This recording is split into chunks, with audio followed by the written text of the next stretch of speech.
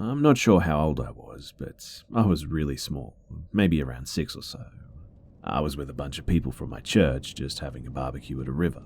All of the kids were swimming in the water. I didn't know how to swim yet, so I was just staying waist deep in the shallow part. At some point, this girl came up to me and was playing with me. We were splashing each other and stuff like that. But the weird thing was that she was probably 13 or so, and I didn't know who she was, even though I knew everyone else there. Apparently, though, nobody was paying attention to us. She started pushing me out deeper and deeper to where I couldn't touch the ground anymore.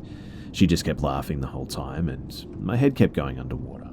I tried grabbing onto her arms when she would push me, but she easily knocked my grip loose. The slight current slowly pulled me away from my friends and family while I struggled to tread water. I was panicking, but she wouldn't stop pushing me and laughing. I could not possibly have looked like I was having fun at the time. I would try to yell, but was only ever above water long enough to just take a breath. Every time my feet touched the mud for just a split second, she would push me down again. I just couldn't believe that she was laughing. I was sure that I was about to drown, and no one seemed to notice. And of all people to intervene, it would happen to be my childhood bully, Zachary. He had always been a jerk to me, mentally and physically abusive, but I feel like that day, he actually saved my life. He came up and told her to get away from me. He grabbed me by my arm and pulled me up to where I could stand again. Then he just ran off and continued to play with the other kids his age as if nothing had even happened. And the girl was already a ways away, too. I went on playing, and as with so many other things, I don't think I told anyone until I was much older. And I'm pretty sure that I never saw that girl ever again.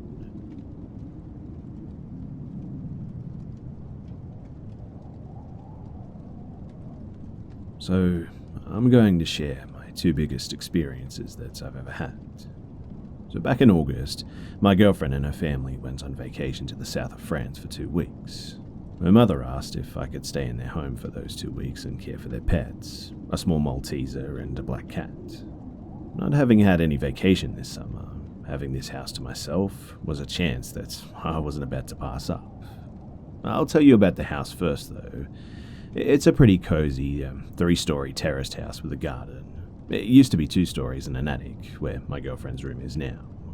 My in-laws bought it after the previous owner died inside his living room. Me and my girlfriend have joked about him haunting the place and not liking me in particular. We've also nicknamed him Patrick since we couldn't remember his name. So, a few days in, I decide to go to the gym. I close every door and window in the house since my mother-in-law is very particular about that. And after about 2 years, it's become a habit, I must admit, but I go to the gym, I get back, and every single door downstairs is half or wide open. Except for the door to the garden, it's a pretty damn heavy door. I'm 100% certain that all of them were closed, and I got pretty spooked seeing them just all open suddenly like that. I also felt a pretty bad feeling of dread or something, but this might be the slight shock just wearing off, so I won't count that. That was the first really memorable experience during those 2 weeks as well, but there was also a second. So, I was in the living room, which used to be a shed, I think. I just sat down with my dinner, was just watching some YouTube or something, when suddenly I just had this chill go down my spine. But I didn't think too much of it, I just thought maybe there was a breeze. But a few seconds later, the door to the hallway opened just very abruptly. And not like a windy whoosh opening too, a full-on door handle being used, handheld opening of a door, just really fast. And then, it shut in similar fashion too. But for some reason, I decided to jokingly say, "Yo Patrick, could you do that again?"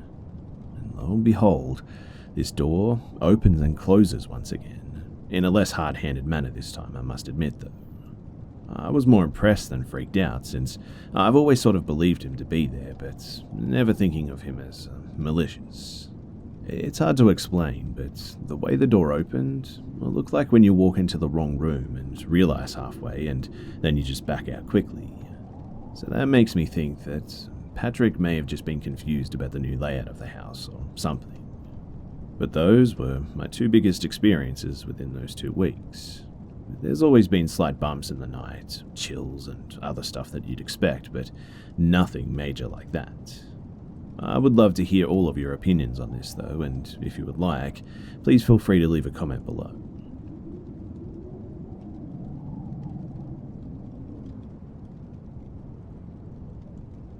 I've had a few stalkers in my life, and quite a few weird things happen, but none of them bother me like this one does. I was about 7 or 8, I think, in the 80s, when I answered the phone one day, and the man on the other end just somehow pulled me into a full-blown conversation. I don't remember what we talked about, or why he said that he was calling, but we talked about an hour. I don't remember anything creepy from that conversation. Not that one, anyway. But over the next year, he called 6 or 7 times, maybe, and each time we talked a bit more. He usually let me talk all I wanted, and I told him a lot of things. I don't really know why I did this, but I just did. Maybe because he was the only person who ever listened to me and didn't blame me for everything. He was always just sympathetic and on my side. My home life wasn't that great. He also had this really raspy voice that was slow and really soft-sounding. For about 5 years, he would call for a few weeks at a time, every 3 or 4 months. Eventually, he told me that he traveled a lot and was only in my area certain times of the year. He also said that he worked with kids, but never told me what. Over those 5 years, his questions just got more personal, though, more leading and more sexual. But he had eared some kind of sick trust from me, and though I was reluctant, he eventually got me talking about sex. By the time that I was 13, I just knew that our conversations were really wrong, and I started avoiding the phone at that point. I never answered if I could help it, and whenever he did catch me answering, he would make me feel bad for avoiding him, like I was his only friend or something. And to be honest, sometimes I must admit that I felt like he was my only friend too. Around that time though, he told me a story of a girl around my age that he had messed around with at a camp or something, how she'd asked him to touch her somewhere, and I felt very uncomfortable when he told me, but continued to be nice because I was a little afraid of just making him mad. I don't know why, just my instincts, I guess. And one day he called me and told me that he'd seen me that day walking home from school with my friends, and told me what I was wearing. I was thoroughly creeped out now, and I was definitely beyond scared. I don't know why I didn't tell my dad, who was a police officer by the way. I guess I thought that I'd just get in trouble because of all the stuff that I did tell the guy. Then he asked me to meet him at a Walmart parking lot in my house. I told him that I would, but I definitely had no intention of doing so. My phone rang just so many times that night, and I just wouldn't answer. But when someone did answer, no one was ever there, and I pretended like I just didn't know anything about it. I stopped answering the phone altogether after this, and I made scheduled times for my friends to call, and I never walked home alone again. I never talked to him again after this. But he did call, many times in fact, up until I was 16. He would ask for me, and I'd say that you have the wrong number, and I would just hang up, as soon as I heard his voice, that is. But that's not the end of it. In 2005, I was in college. I was about 30 at the time. I was driving home from class. I was flipping through stations on the radio, and a voice caught my attention. I kept listening, and I was certain that it was his voice, and I was dumbfounded. It was a Christian station talk show, talking to a guest who was a youth pastor who traveled around, and I know that it was him. He even told some stories to the station that he had told me before. I listened the whole way home, and when I got home, I just turned it off and I tried to forget about it. After a few days, though, I thought that I should contact the station, but my radio wasn't that station anymore, and I just couldn't figure out which one it was. In 2015, I was visiting my sister, though, who was 20 years older than me, and we got to talking about it. I told her a little, and she actually told me that he had talked to her too a few times, but she didn't know that he ever talked to me. She didn't know who he was or how he got her number or anything, just like me. I still wonder sometimes if he's still out there too, preying on young girls or vulnerable girls or what. I hate thinking now what he might have done to someone by now, and I hate that I never told my dad. Even though nothing bad actually happened to me, it did affect my whole life, mainly the way that I am with my own kids. No one really understands why I'm so overprotective, even my adult children now. I just don't really trust anyone outside of my inner circle, and I eye everyone as a potential creep. It's kept me and my kids safe, I guess, but it didn't allow for much living, so I guess that's kind of unfortunate.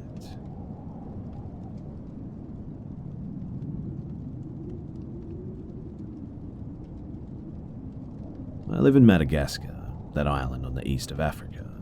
A lot of people here still believe in magic, sorcery, and all that stuff, despite being very much a big Christian country. My dad died in 2012, and he lived and experienced a lot of things in his life. He was a Christian and didn't really believe in witchcraft and magic stuff, although even he would admit that he experienced a very strange thing back in the 80s. My mum and aunt also confirmed this story too. In 1985, before I was even born, my dad caught pneumonia and was rushed to the hospital. My mum and my auntie were there to look after him, buying medications and all that sort of stuff. My uncle, that's my aunt's husband, knew things about black magic and traditional stuff like witchcraft. And when he visited my dad on the 4th or the 5th day in the hospital, he told him something. He gave him a piece of ginger and asked him to keep it in his hand for the next 2 days. My dad asked why, and my uncle told him that on the next 2 days, an evil person who wanted to hurt him, or even worse, will come to visit him in this hospital room. And apparently, holding that piece of ginger will keep this evil person away. Now, my dad did not believe a single word of what he said, but my mum insisted to do it because she knew my uncle was really serious about it. And so my dad just kept the ginger in his hand for the next 2 days. The very next day, while he and my mum were in the room, someone knocked at the door. My mum opened it, and one of my dad's co-workers and a friend was there with some flowers. My mum told him to enter, but the guy just stayed right there and then said that finally he wasn't going to enter the room. My dad saw him and told him that it was okay to come in, but he was just standing there in the threshold, not moving. And then he just did the strangest thing. He just turned around and walked away quickly without even saying a word. And later, when my dad went back to work, his co-worker and that same friend, they weren't working there anymore, and after that, my dad never saw or heard from them ever again.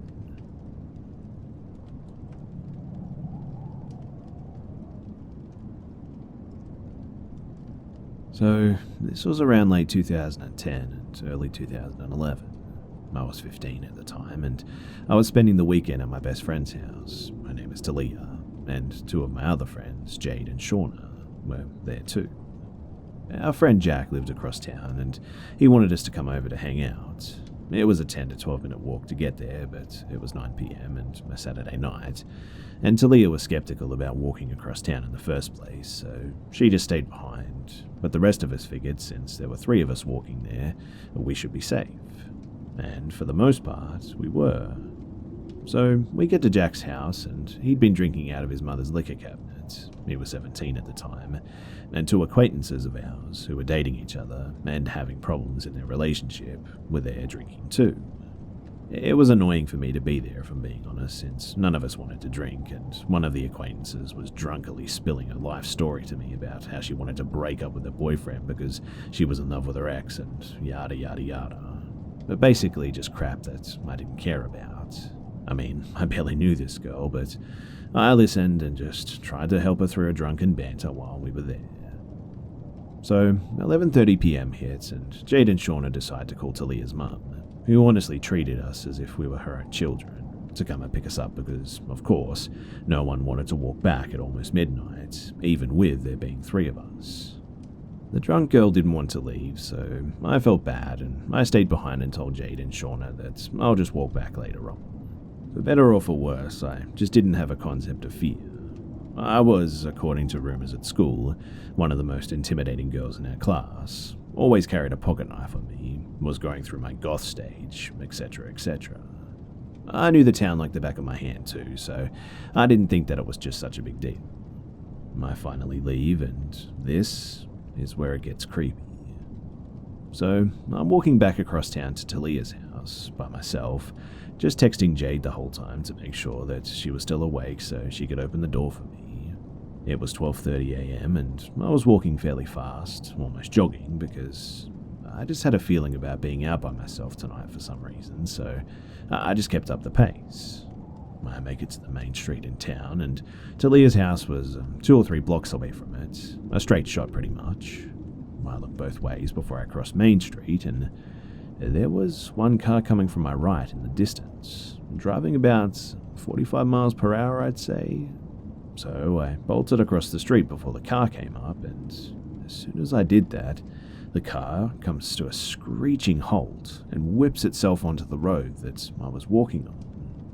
Luckily, I heard the screeching tires and my instincts instantly kicked in, and so I darted into the bushes in front of somebody else's house because my brain quickly comprehended that something just didn't seem right about a car driving so fast down the road.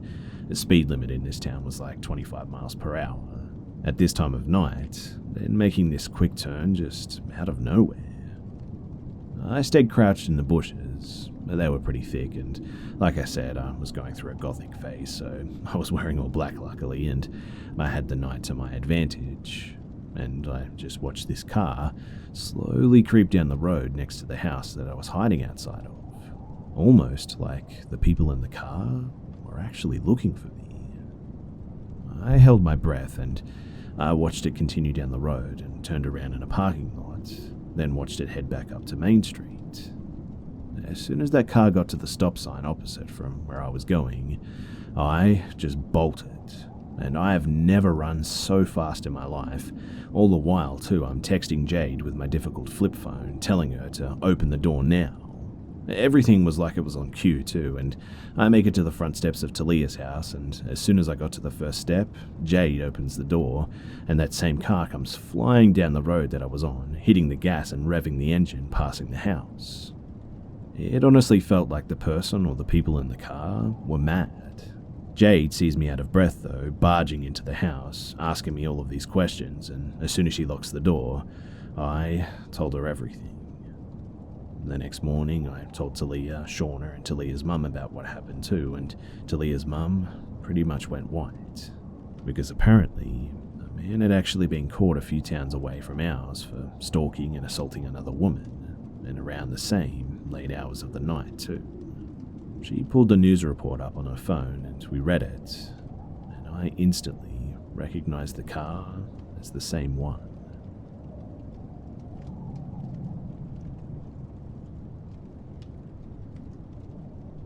From 1993 to 1998, every summer I attended a Christian youth camp for girls. Camp lasted 4 days, 3 nights, and there were about 200 girls at the camp, and it was about a 1.5 to 2 hour drive away from our homes. Some of the camping areas were tent only, others had A-frames, and at least one of the camping areas had longhouses. The campground is called Ensign Ranch, and you can look online to see pictures of what these different camping areas look like if you'd like. It's a really safe campground though, and we had a lot of fun every year. And in the evenings, we would all tell spooky stories, just pretty typical stuff for youth camps.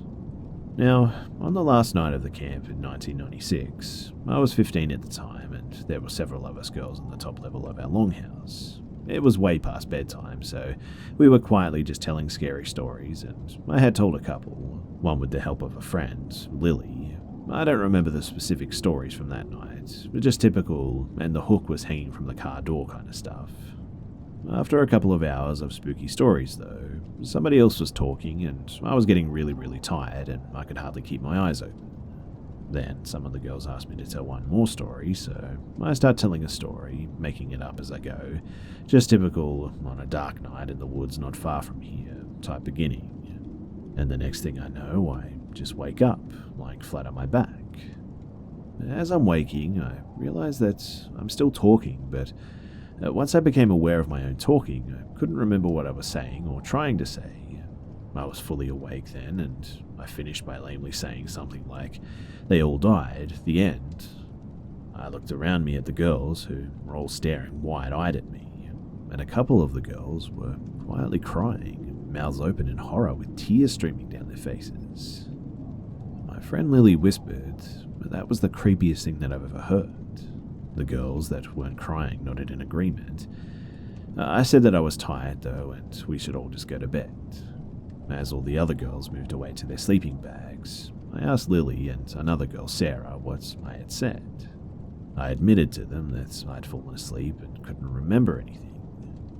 Lily and Sarah exchanged glances, and Lily paused before saying, "That just makes it worse." Sarah nodded in agreement and said that she didn't want to retell it because it was that creepy. Now, at this point, if it had just been Lily and one or two of the other girls that were in that group, I would have thought that they had realized that I was asleep and were just messing with me.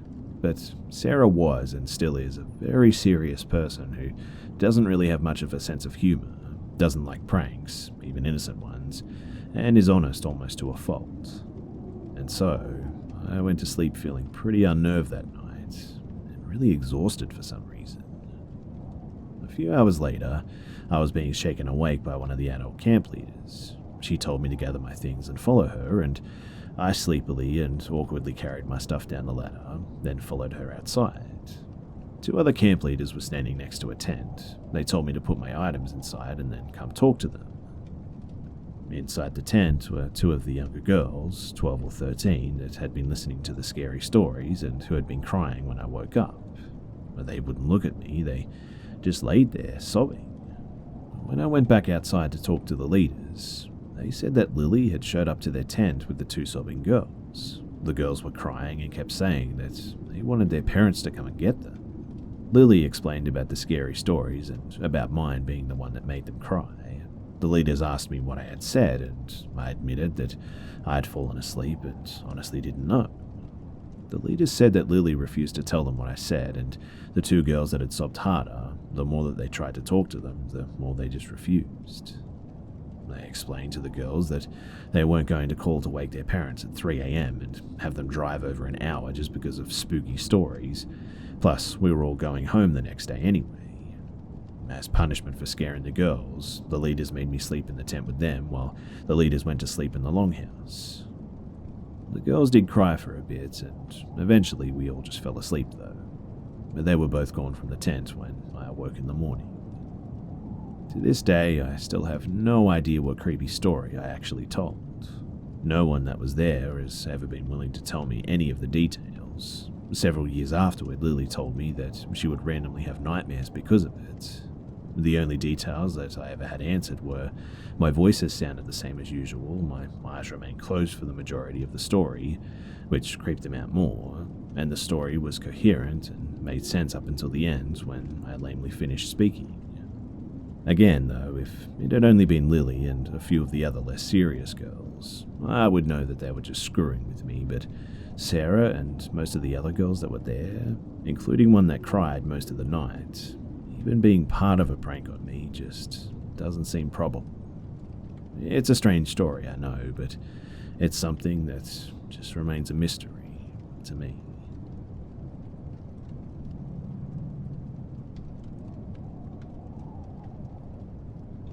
This happened well over 10 years ago, so I'll try my best to describe the events accurately. So, one of my childhood homes had a balcony that was attached to both my mother's bedroom and mine via big double glass doors in each of our rooms. Next to the balcony are two trees, one I often used to climb up and down from the balcony. This balcony faced out to the street, but one night when I was about 13-year-old girl that is, and my brother and mother weren't home, I was reading in bed with a very dim reading light, and I heard what sounded like something moving in one of the trees outside. But this didn't worry me too much, as possums and bats are pretty common in our area. Now, I had thin curtains on the glass doors that separated my room and the balcony. As mentioned previously, the doors faced out towards the street where the street lamplight was always visible through my curtains. Shortly after hearing the tree rustling noises, I see a shadow slowly move past the doors, at which point I immediately turn off my reading light and freeze like a deer in the headlights. The shadow was tall, so it definitely wasn't one of my neighbor kids that I'm friends with, and it wasn't my all of 5-foot mother. The person moved slowly though, creeping as though they were trying not to be noticed.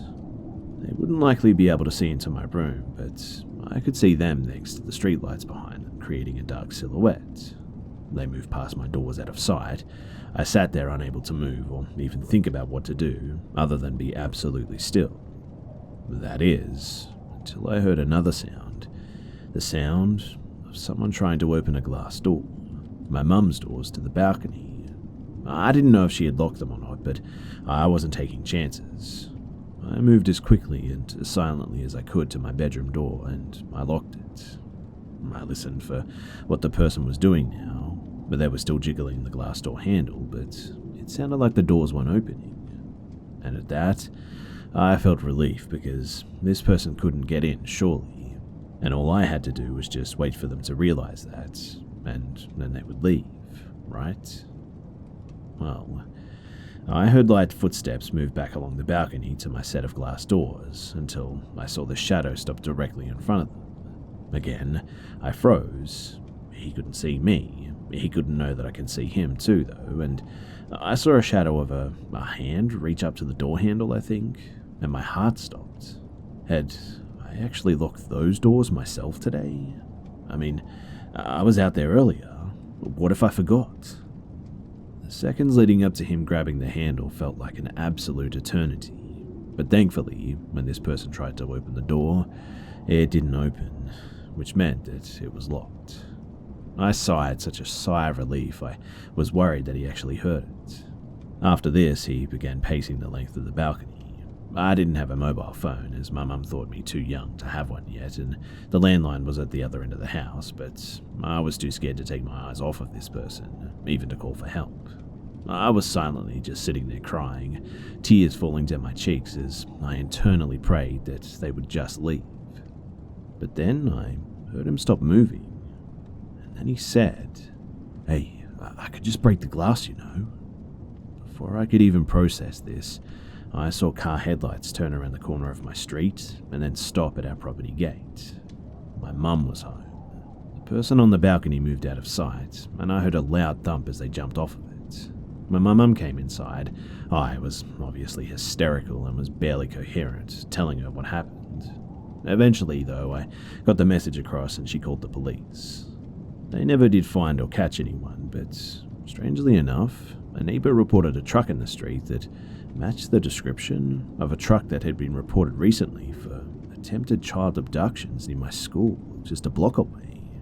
And since I walked that short distance daily, the police suspected that he had actually followed me, or seen that I lived there, and waited for me to be alone.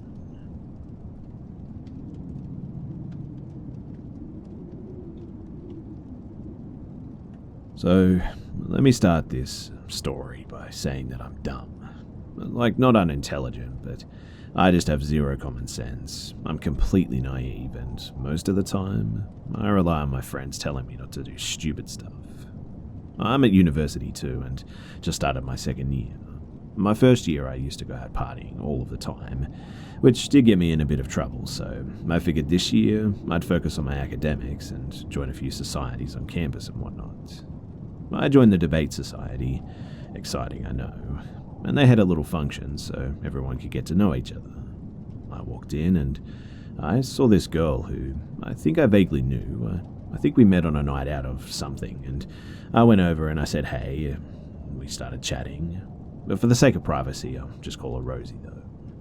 So Rosie's a really nice girl, like annoyingly sweet, and her being in a debate society didn't really make much sense to me, but I didn't want to judge. So the debate society leader comes in and we do an icebreaker and we all take stupid debate subjects and we have to debate about them, like why mermaids should have equal rights and stuff like that. So I go up to do my debate, and when I sit back down, Rosie is talking to some other girl introducing herself. I go over, introduce myself to the new girl, and we get chatting. after the function ends, we were leaving, and Rosie invites us to come for a drink in the university bar to meet some of her friends. Me and the other girl didn't really have much on, so we decided that we would go with her. We walk into the bar and we sat in the booth, and in the back corner of the room is two really tall guys and another girl. And not significant that they're tall, but they were like 7 foot, I think, and I felt the need to mention it. Oh, and I should point out that the other girl from debate didn't know Rosie, she just kind of met her as well.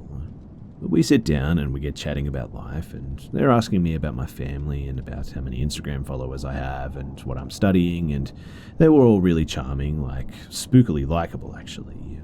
But then one of the guys turns to Rosie and says, "I think Johan would really like her." So I ask who this guy is, and they just laugh and tell me that I should meet him.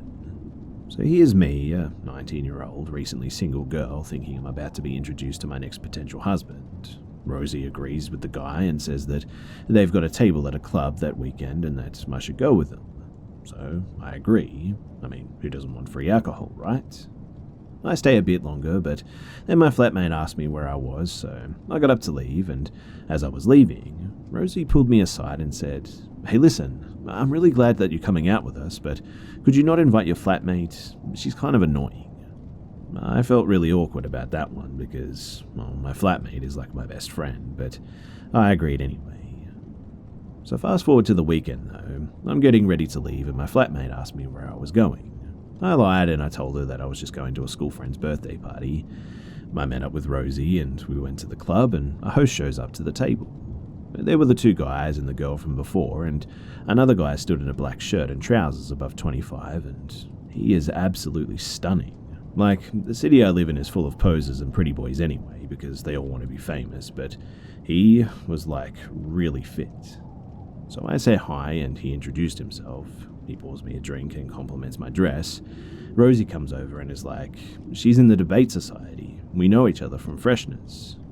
One of the club promoters I know sees me and comes over to the table, gives me a hug, and we get chatting for like 5 minutes. And Rosie comes back over and is kind of blunt and gets rid of the guy that I didn't think much of at the time, but it was a bit weird. We did some shots and we had a dance, and we actually had a really good night.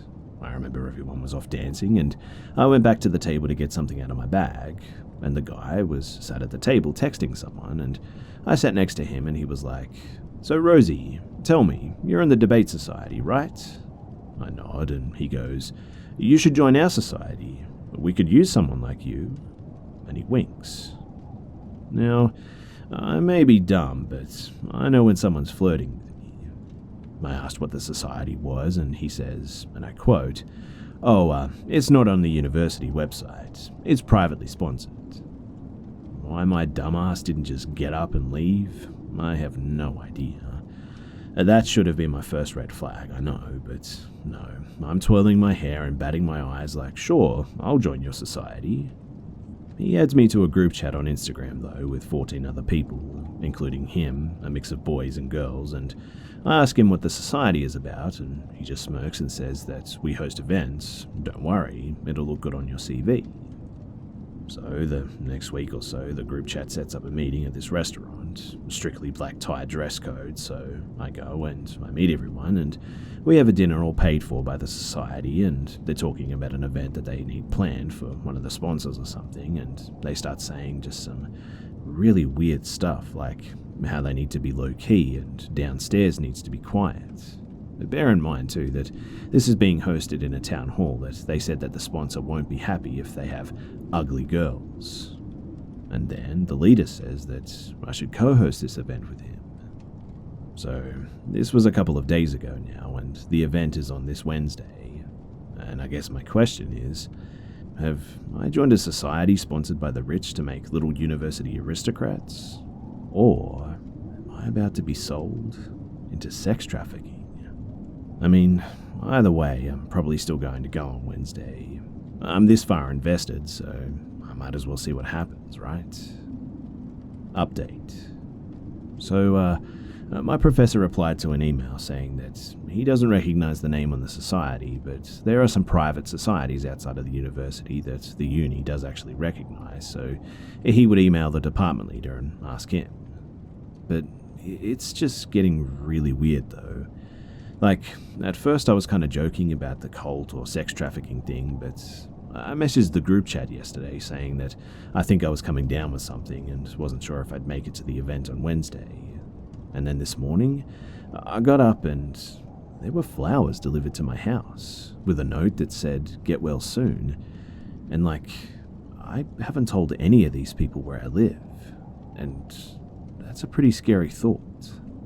I've notified campus police because, what the hell, don't deliver crap to my house, right?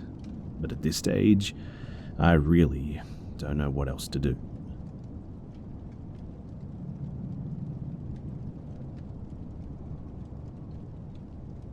So some time ago, I just got in a loft bed. You know those black wooden ones from IKEA? Well, every night when I would go to sleep, I'd keep the TV on, which sat on my dresser across from the bed, because the noise would lull me to sleep and I was sleeping in this loft bed. And well, that night, the noise and the light were keeping me up. Thanks, radiation. So I just decided to turn it off in the end. When I did, my bedroom was obviously pitch black, my door was closed, I didn't have any night lights on or anything, and there were no other devices in the room. I rolled over onto my side, facing towards the wall, and I closed my eyes. A few minutes went by, and I was still wide awake. I was beginning to get frustrated because I just couldn't fall asleep. And just as I was thinking about this, I just got the feeling that I wasn't alone anymore. You know how you can just kind of tell that someone's walked into the room? Almost like the energy or the density changes or something. Well, I had an older sister who had a bad habit of creeping into my room late at night to steal my stuff, so I thought, okay, it's just Hannah getting something. But when I opened my eyes, my room was still dark and empty as far as I could tell. This told me that it wasn't her because whenever she'd come in, she'd leave the door open a crack and the hallway light would shine through. Plus, she's loud as hell, although she tried her best to be quiet so as to not wake me up. But my room was just absolutely silent. As soon as this realization dawned on me too, just an overwhelming sense of dread came over me. I knew that someone was in the room with me, just as I know my own name. But since the human mind needs tangible proof of everything, I decided to check just in case I was imagining it. If you know anything about loft beds though, you know that those things are loud as hell when you move since you're basically propped up on stilts in the air. So as I moved, I tried to do so as quietly as possible so that whatever was in the room with me wasn't aware that I was there and knew that it was there too. And when I finally reached the slats and looked down through them, sure enough, there was this black figure in the shape of a person standing in front of my dresser. I straight up knew that whatever this thing was, it was evil because A, malevolence practically oozed from it and spread over my bedroom, and B, this thing was literally blacker than the darkness of my bedroom.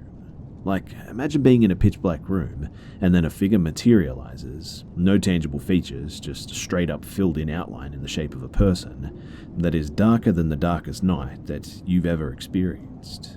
That was this thing. I don't know how to, but as soon as I laid my eyes on this thing, I saw it turn its head and look at me. Again, it didn't have any features, so I didn't physically see its eyes looking at me, but it's almost like I could feel it in my mind. It paralyzed me, and then it began moving and walking towards my ladder like it was going to climb up. I shot straight up in terror, knowing that if this thing got to me, something bad was going to happen, and reached out my arm to turn on my ceiling fan light. Luckily, it was literally less than a foot away from where I was. I yelled out some sort of prayer or something as fast as I could, my mouth stumbling over the words in my haste, and as soon as I finished, I just felt this overwhelming sense of peace and love come over me like I've never felt before, as if something was truly there protecting me. When that feeling came over me too, all sense of just darkness and negativity just shattered. I was just so calm and at complete peace, almost like I'd taken a Xanax or something, although I didn't know what that feeling was until years later. And I just flicked the light back off and I instantly fell asleep again. I haven't seen a shadow person since then, but I do feel people and things standing near my bed at night, night, all the time. It'll wake me up, but I'll never see anything. Whenever I feel like I'm not alone too, I'll imagine a white light just surrounding me and emanating from my body and tell whatever it is in my mind that it's not welcome and has to leave. And it works every single time, pretty much without fail. I know some of that could just be in my head, but the experience that I had when I was 13 absolutely terrified me, and I know that it was real, and I hope that it never happens again.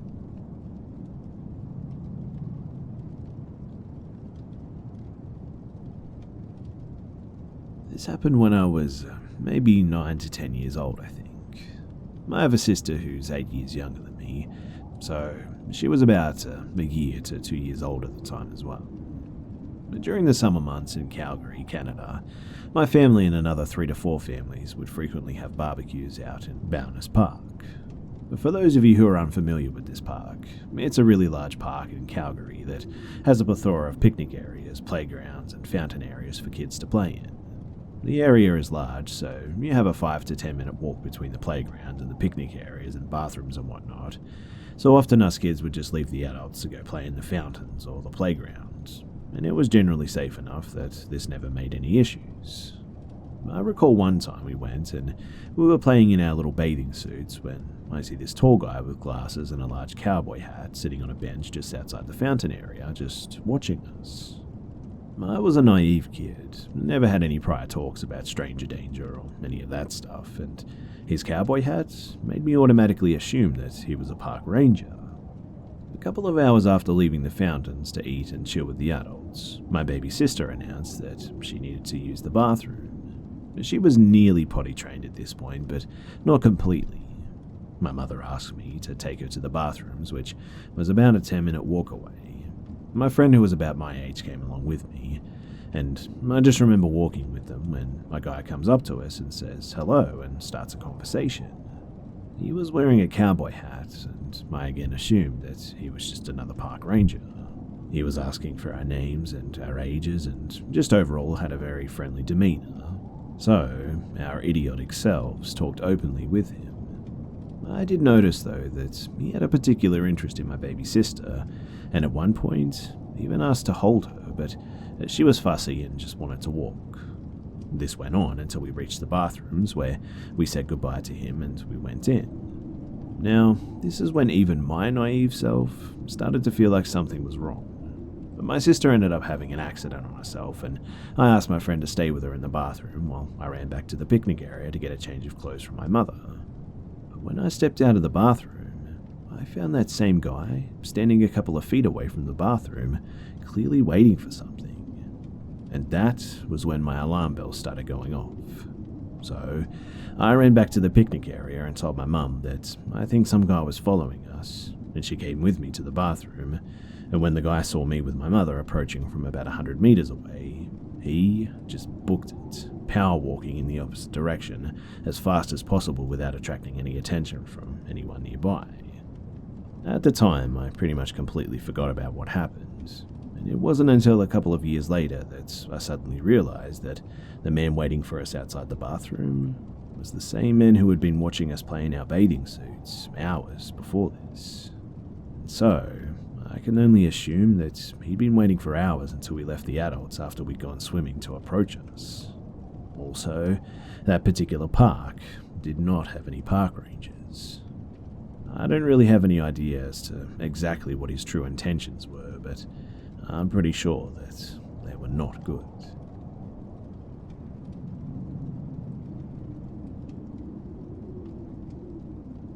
So, I work in a group home for the developmentally disabled, and my usual shifts are the overnights, which begin at 11 PM and end at 9 AM the next day. And oh boy, let me tell you that this place is haunted. I've been working here for a solid 6 months now, and some really strange things have happened. In the first few months, 4.5 to be precise, nobody lived in the basement apartment of the home, and whenever you go down there, it's really creepy. Also, to mention, this is a finished, furnished basement apartment with its own kitchen, living room, bathroom, and bedroom, meant to house clients that book for a certain amount of time. Whenever it's empty though, it just always sounds like something is down there, whether it be a person talking or walking or hearing the doors close or stuff like that. As a result, I keep the door connecting the basement to the top floor locked, but that doesn't stop whatever is down there.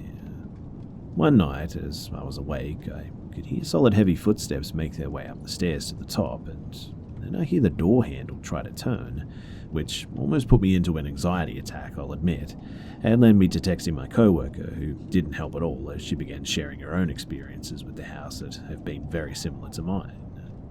After the 4.5 months since I started working, we have a client who permanently moved into the basement. Best thing to ever happen, too.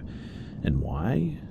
Because we just chalk up all the noises to them now. However, one shift I was working, they asked if I could go downstairs and help them, and I went downstairs and we got to talking, and they mentioned how sometimes that they think the basement is haunted. And I mean, what, right? They mentioned how they sometimes hear walking around, and how one night they heard someone turn on the lamp in the living room. They heard the click of the string being pulled. Another incident too is when the client wasn't home, and due to certain policies and whatnot, we keep cameras in the upstairs and downstairs apartments in the living rooms. I was on the phone with my boss as the upstairs camera stopped working, and they were just guiding me through on how to reset it. While waiting for it to boot up, they checked the camera downstairs and asked me to do a quick check on the client. I informed them, though, that the client wasn't home, and my boss then said that they could hear walking and somebody coughing down there. I can tell you right now that it was none of the clients upstairs, as they were sitting down on the couch the entire time watching TV, and none of them had coughed. So I quickly go downstairs with my boss on the phone, and as I said, there was no one down there. It was completely insane, but the next thing to recently happen was the little black cubed alarm clock that we have. This alarm clock that we have upstairs to go off at 6 p.m. to remind staff that it's bedtime. Well, on my overnights, I'm just laying in the dark while on my phone just browsing through social media, when the radio of the clock just turns on out of nowhere. The volume slowly goes up, then quickly goes down, and then just shuts off again. And after that, you can bet your bottom dollar that I unplugged that shit. It's in a separate room now, and I'm just done with all of these overnights.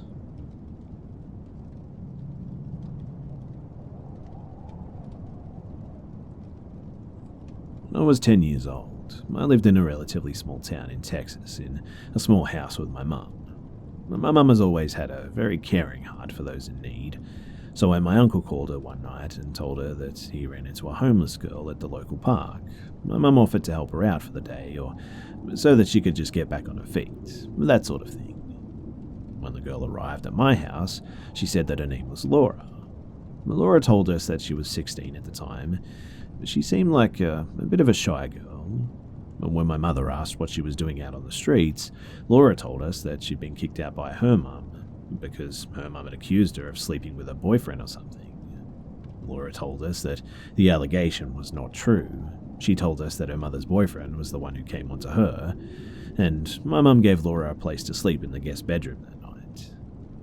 The next day, after breakfast, Laura asked to use my mum's house phone to call her mum to see if she could get some of her things from her mum's house. Laura's mum never answered the phone, and we just honestly felt bad for her. I mean, as a 10-year-old girl, I just couldn't imagine what she was going through. Later that day, I remember watching TV in the living room and just minding my own business, but I could feel someone staring at me, so I turned my head where I felt the gaze, sending me a glare so cold that if looks could kill, I would have dropped dead. I was confused and honestly a little bit startled. I turned my head away from her quickly and I just went back to watching TV, but I could still feel Laura's cold gaze. I couldn't understand what I'd done to her to cause her to look at me with such hate. And the next day, it happened once more. I was in the kitchen getting a glass of water when I could just feel someone looking at me. I turned my head to the side and I saw Laura's head peering around the corner at me. Her eyes were dark and just laced with hatred. It frightened me, and I felt so confused as to why she was looking at me like this.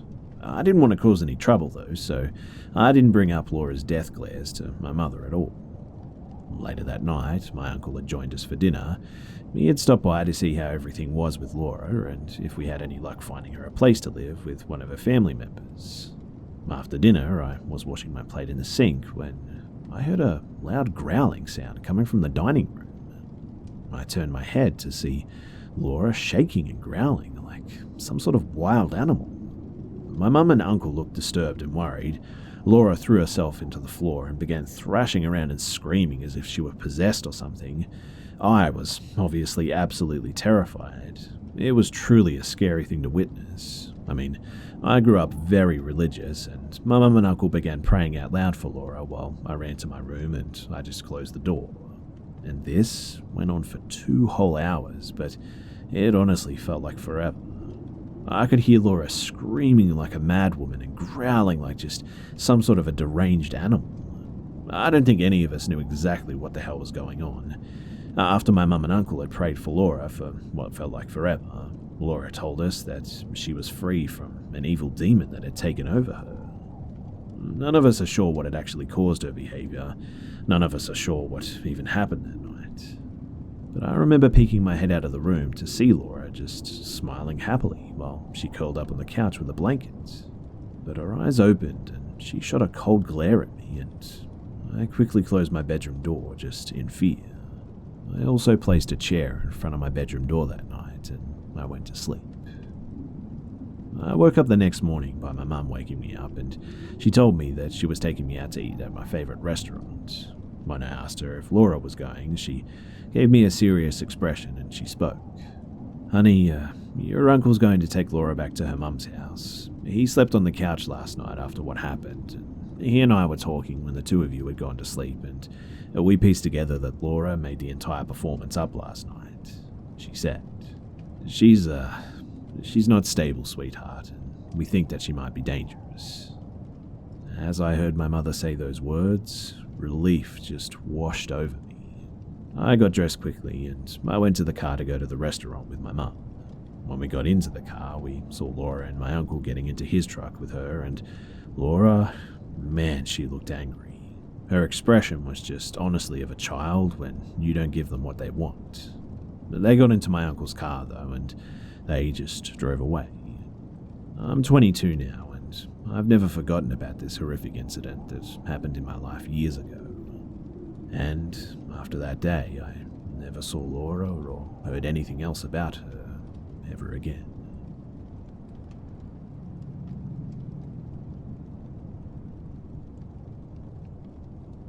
So 12 years ago, my grandmother slipped into dementia.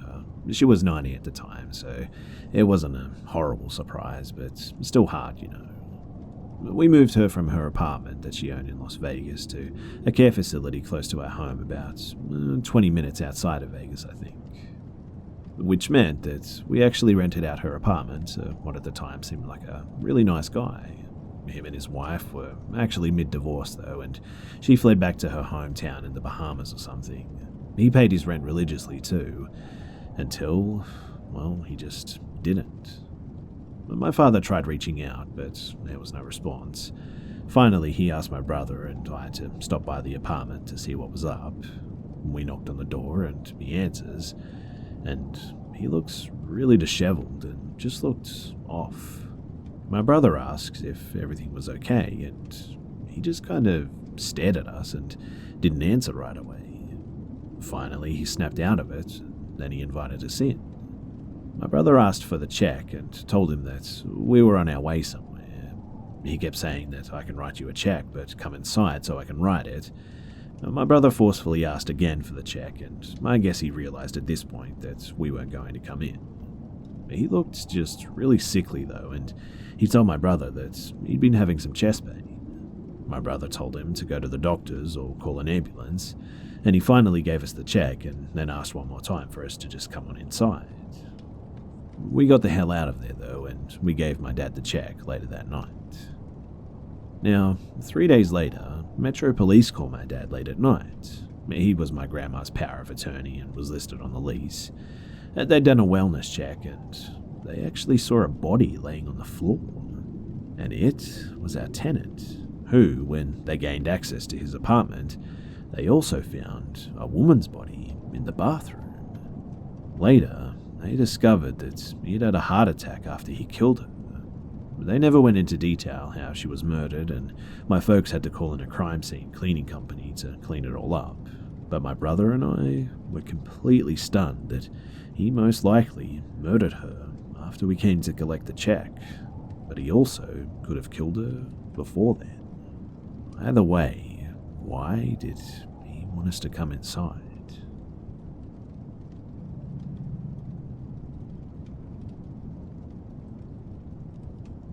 If you look up Kadena Air Base in Okinawa, you'll find a lot of stories about hauntings and paranormal activity happening around that base. My whole family, aside from my dad, who was rarely home, experienced really odd and paranormal things in our house, and we were told stories from our neighbors as well. I was a really young kid when we lived there, 6 or 8 I think, but my memory is fairly clear about some of the things that happened to me. But when we lived there, we would tell my mum about all the experiences that we were having, and she would just dismiss them. Finally, when we moved away, she told us her own experiences and said that she didn't want to scare us at the time. And I thought that I should finally share these since it's been a long time. They're going to be a bit jumbled and disorganized, so sorry about that, but it's the best that I can do. So firstly, I had a neighbor girl that I was friends with who told me that she could speak to other girls through the air conditioning vents, and she would drop coins and little keychains down into the ducts for them.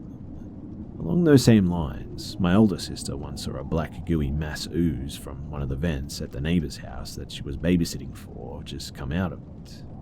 The girls she watched also had loud conversations in their bedrooms and would play with their friends in the walls during their bedtime. Now, I was playing with dolls once in my shared bedroom with the door shut. I remember the doorknob kept twisting and opening every few minutes, and I just told it to stop, and it did. On another occasion, I noticed one of my stuffed animals missing, and my mum has thrown it away, I thought. And apparently, I had actually told my mum that the plush was whispering to me, and I wasn't sleeping because of it. I don't remember any of that, though, but I trust my mum, and I believe she's telling the truth. My older sister and I shared a bedroom with bunk beds too, but we both slept in the bottom bunk together because there was just an odd presence to the top bunk that really creeped us both out. We all expressed feeling extremely uncomfortable walking up or down the stairs, like something was always watching us. Even my mum admitted to sprinting up and down them and constantly checking behind her for eyes and whatnot. My little sister had her own bedroom, and her toys would constantly go off at night, even if they were turned off. My mum also told us once, when we were older, that my toddler sister and her were lying down for a nap, and she heard someone in the room say, "I love you, Mummy." Confused, my mum said, "I love you too." But my sister said, "Who was that?" or something along those lines. And my older sister and I were playing at a friend's house at the time, so it was weird, but there was nobody else in that room. But we have a ton of stories and lots from neighbors too, but I just wanted to share these ones because they were definitely the strangest and the creepiest. Thanks for listening. Oh, and if anybody else has any experiences while living on a base, I would sure love to see them in the comments below.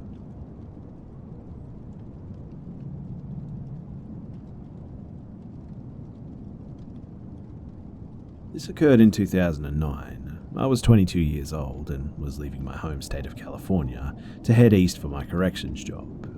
I was driving down the loneliest highway portion of the route, and it was around 3 a.m. on a Sunday. They don't call it the loneliest highway for nothing, too. I mean, I hadn't seen another soul for at least a half hour. I was getting sleepy, but I wasn't tired enough to pull over and take a nap or anything, when I saw a broken down car on the side of the highway. I slowed and I saw a woman standing next to the car. I approached this woman with caution, rolling down my window just a sliver, because something about her just wasn't right.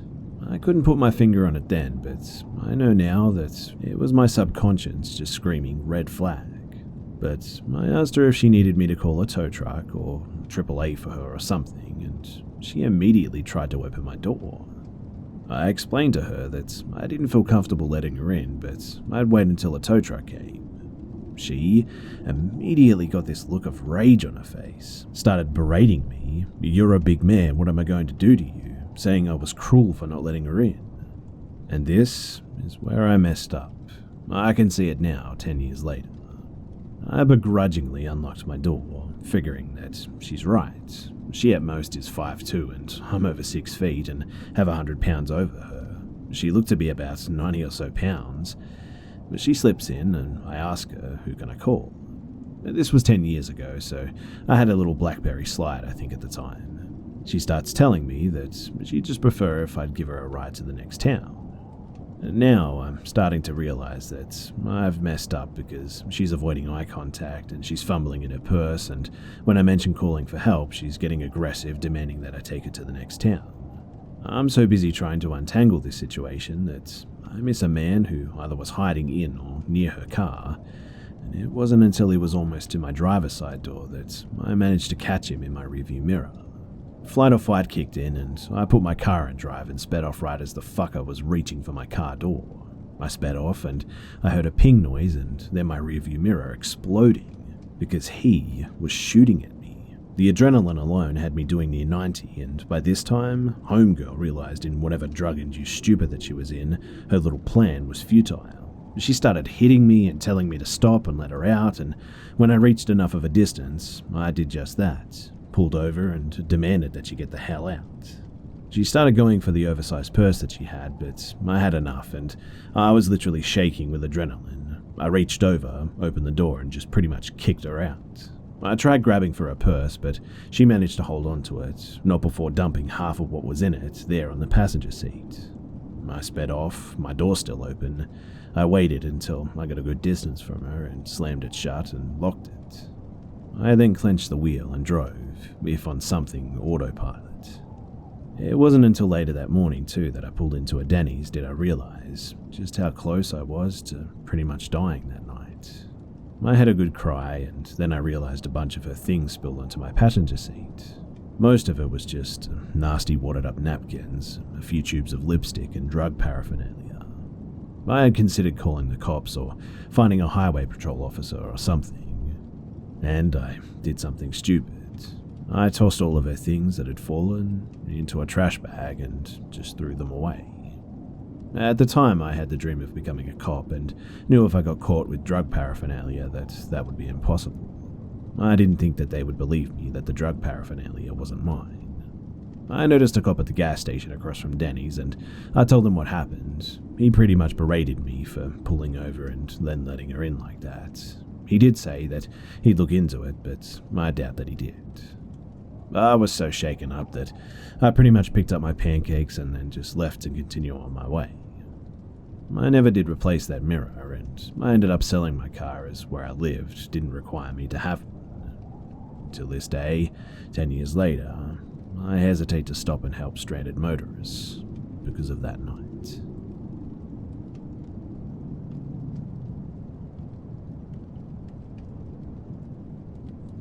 About 2 years back, I experienced something that gave me chills to this day whenever I think about it.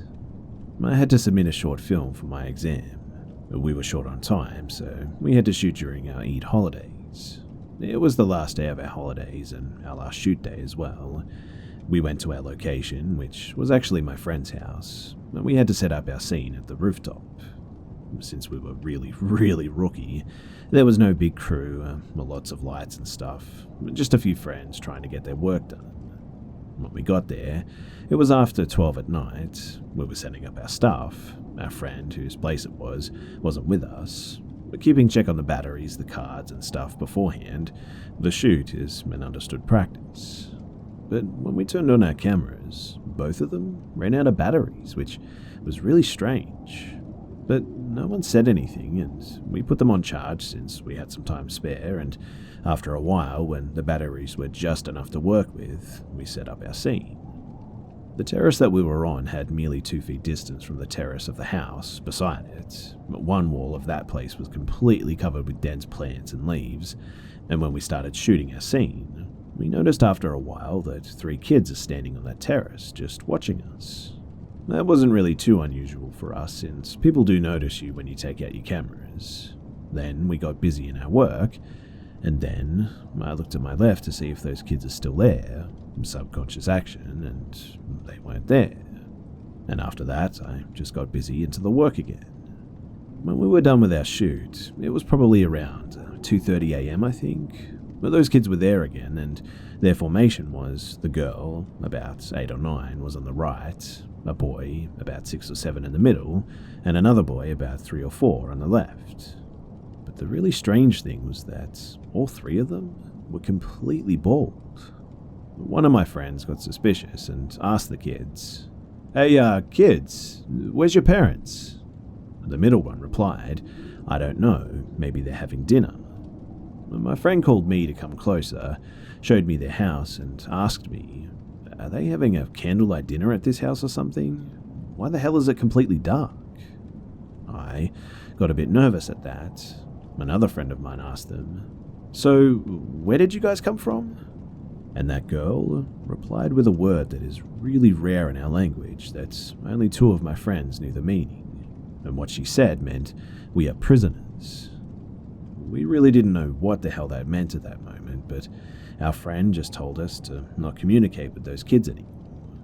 So we went down and called our friend to say that we're free now and he should open the garage so that we can take our cars out. And when he came out, we asked him, "Who are those kids?" And he said, "What kids? No one lives in that house." I was really nervous, so I shouted, "Dude, that's not funny at all." He got kind of angry and said, "Come." Now, that house had 2 gates, and he showed us both and said, "Look at that." And I cannot put into words what kind of spine-chilling feel that I had right at that moment when I saw those 2 giant padlocks. And then he told us that there used to be a mental asylum, NGO type, in this very house many, many years ago.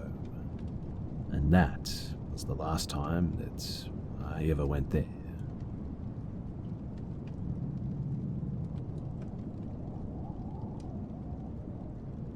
So I'm a 24 female that absolutely fell in love with national parks, so much so that I decided to work full-time at one for about 3 years in fact.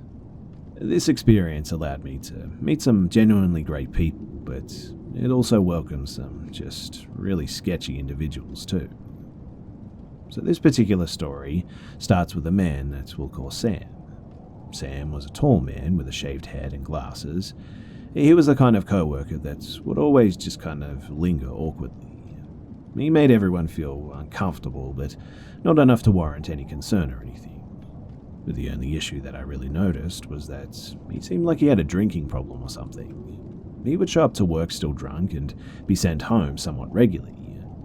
He seemed innocent enough though, in a sort of socially awkward way. But I only worked with him for a few months before I was transferred to another location anyway, and was offered a pay rise. Now, a few months after starting the new position, I was in the employee break room just browsing my newsfeed when I received 5 messages within a 3-minute time span. I didn't even realize people could type that fast, but the messages, they were from Sam. It was something that caught me off guard too, because I had never really spoken to him outside of my last position. The messages consisted of vague threats regarding my friends and myself, and he seemed upset to find out that I had gay friends and thought that I was tainted from association. I was less upset at his foul perception of me, and honestly more pissed that he had targeted my friends, who were truly lovely people. I'm bad when it comes to taking the high road, so I decided to give this man a piece of my mind too. We weren't friends, hardly acquaintances in fact, so I didn't feel that his behavior was appropriate, and quite frankly I was pretty pissed. Through our exchange, the original rude context of the messages became obviously threatening too. He told me that I should die along with my gay friends and that he'd be more than happy to end our misery. And needless to say, I was pretty shocked by this. His anger just didn't make sense to me, me, and I realized that I wasn't going to reason with this lunatic, so I decided to get HR involved. We work with the same company, so I thought that this would be the best route to prevent any further harassment. HR advised me to just block contact with him while they investigated, but to also alert authorities in case he decided to act out his threats. Authorities were also involved now, but they didn't seem too fazed by the messages that I had shown them. They almost seemed annoyed that I had even bothered calling them in the first place, but I filled out a statement and was told to contact them if anything progressed. And the very next day, I woke up to find trash just all over my front steps. Odd, but not too strange, I suppose. I actually thought it was a raccoon since I was in the national park, but then I saw a piece of paper with the words, "Watch your back, bitch," scribbled into it. I looked around the other neighboring cabins to see if anyone was watching, but I didn't see anyone. So I just cleaned up the mess, but I saved the note. I wanted to show my sister who lived with me, and when she got back home later that morning, I called her up on the previous night's events. She didn't even know Sam because, like I said, we were not friends. But why would I mention him in my personal life? But I gave her a brief description of the guy in case she saw him lurking around or something, and then I headed to work. Now, halfway through my shift, I get a phone call from Alexa. She sounds shaken when she tells me, too, that a man matching Sam's description came to our cabin and asked about me and where I was. She played dumb and pretended not to even know who I was. After an awkward silence, too, he said, "I'll be back to get her later," and just walked away. She said that he sounded and acted like he'd been heavily drinking and had an intense coldness to him like she'd never seen before. And at this stage, I'm not messing around anymore, and I've watched enough crime shows to know that you shouldn't underestimate people like this. So I called the company's security team and I asked to have someone check on my sister and to be escorted home just immediately. I'm home within 20 minutes of her phone call. She gave security some information and they were able to find out which cabin he resided in. And apparently, he only lived about a 2-minute walk down our street, which was really unnerving. Park rangers are called again and they get some statements from both of us and decide to pay him a visit. And at least they seem to be taking the situation a bit more seriously now that he knows where I live. They come back after talking to his roommate. It's confirmed that he lives there but hasn't been home since the night before. Authorities put a word out to keep an eye out for Sam. They offer to have a unit keep an eye on us tonight as well, which we gladly accept, and we just go to bed. Eventually I wake up to 34 messages from an unknown number. And you guessed it, it was Sam again. He was very angry that I got HR and Rangers involved, and he said, "You're going to pay for this, you bitch. You messed with the wrong person. I'll end you." I email HR and present them with the screenshots of the messages and the texts. I demand that they resolve this immediately and want to set up a meeting with the director to discuss termination. See, in national parks, when you're hired, the company provides cheap housing on site, and when you're fired, you have to leave the national park boundary within 24 hours. And so I thought that this would solve a majority of the issues. But they seem to agree with me and try to locate Sam for a meeting, and no one has seen him since the first messages began 2 days prior, so the park is basically on a manhunt now. The park is huge though, and it's easy to hide in if you don't want to be found. Thankfully though, his roommate alerted officials when Sam stumbled home drunk the next day. But they were able to speak with him and sober him up enough to take him to the HR building a couple of hours later. After the meeting, I'm notified that he's given a first and final write-up and will continue to work and live on my street. He apparently gave some sort of a sob story about his personal issues and promises to leave me alone and stuff. I was completely baffled that even with him threatening to kill me, that they weren't going to fire him. Thankfully, the Rangers were equally surprised and still offered to provide surveillance just in case. It was quiet for 3 days too, and honestly, I thought that it was actually over and started to feel bad for Sam actually. I thought maybe he was honestly going through some stuff and I was just his mental punching bag or something.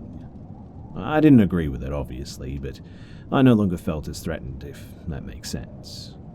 That was until I received a knock on my door and opened it to find two rangers wanting to speak with me. According to the rangers and a few people from the HR department, Sam's roommate had called the emergency line when Sam started acting bizarre after the meeting and tried to convince him to lure me to a secluded place so Sam could take care of me. Thankfully, his roommate wasn't a psycho and reported the situation immediately once Sam went to the bathroom. Rangers were on site within minutes and had restrained Sam in order to search their cabin for evidence.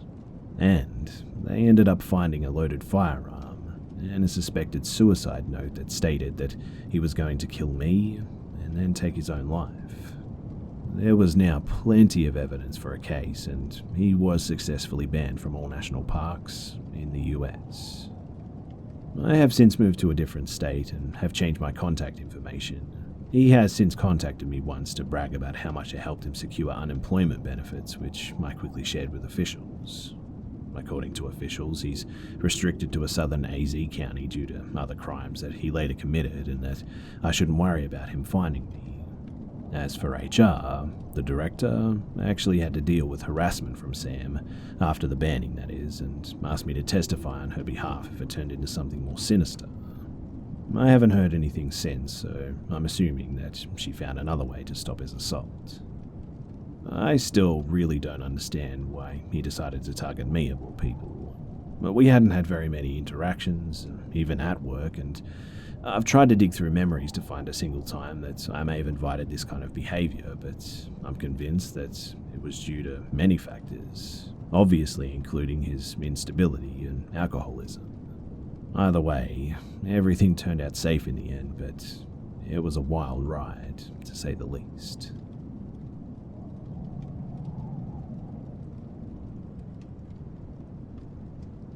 So my father was in the army for 21 years, retired, and moved to a very small town in central Florida.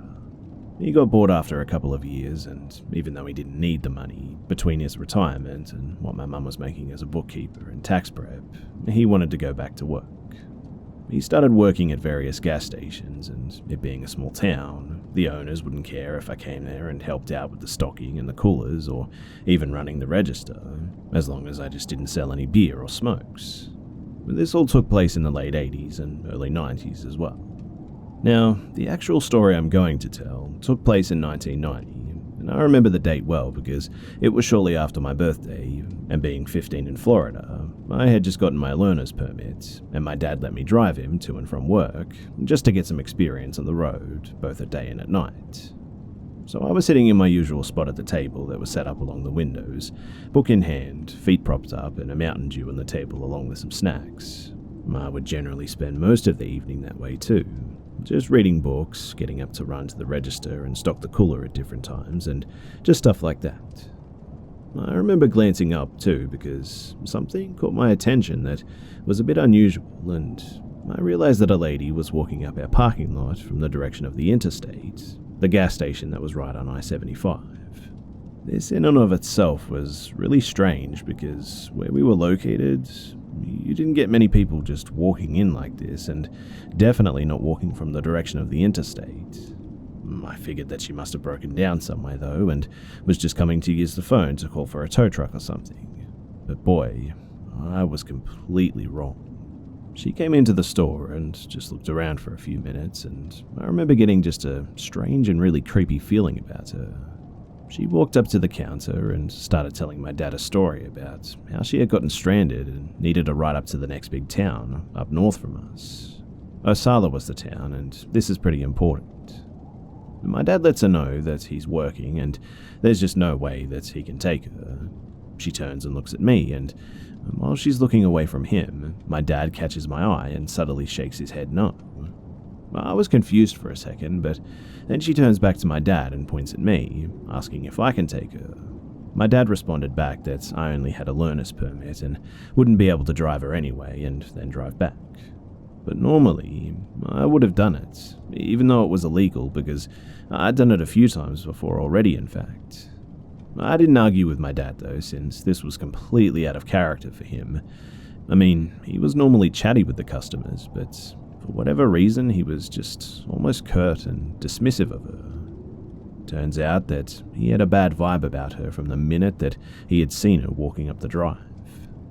And well, she cusses him for a minute and he basically tells her to get out of the store. She slammed the door open and I thought the glass was about to break from how hard she had slammed it.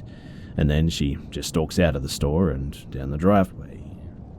I keep an eye on her and continue to watch as she makes her way back up to the interstate and then just starts up the northbound on the ramp. Almost a year passes and I'm in my bedroom, less than a week before my 16th birthday. I hear my dad yelling from the living room, "Son, get your ass in here now and look at this." I quickly run to the living room and I see my dad pointing at the TV and I look at the mugshot of the lady on the screen and immediately remember the lady who had been in the store that night. Turns out that I almost gave a car ride to Eileen Warners, who was later convicted of being a serial murderer and then later put to death.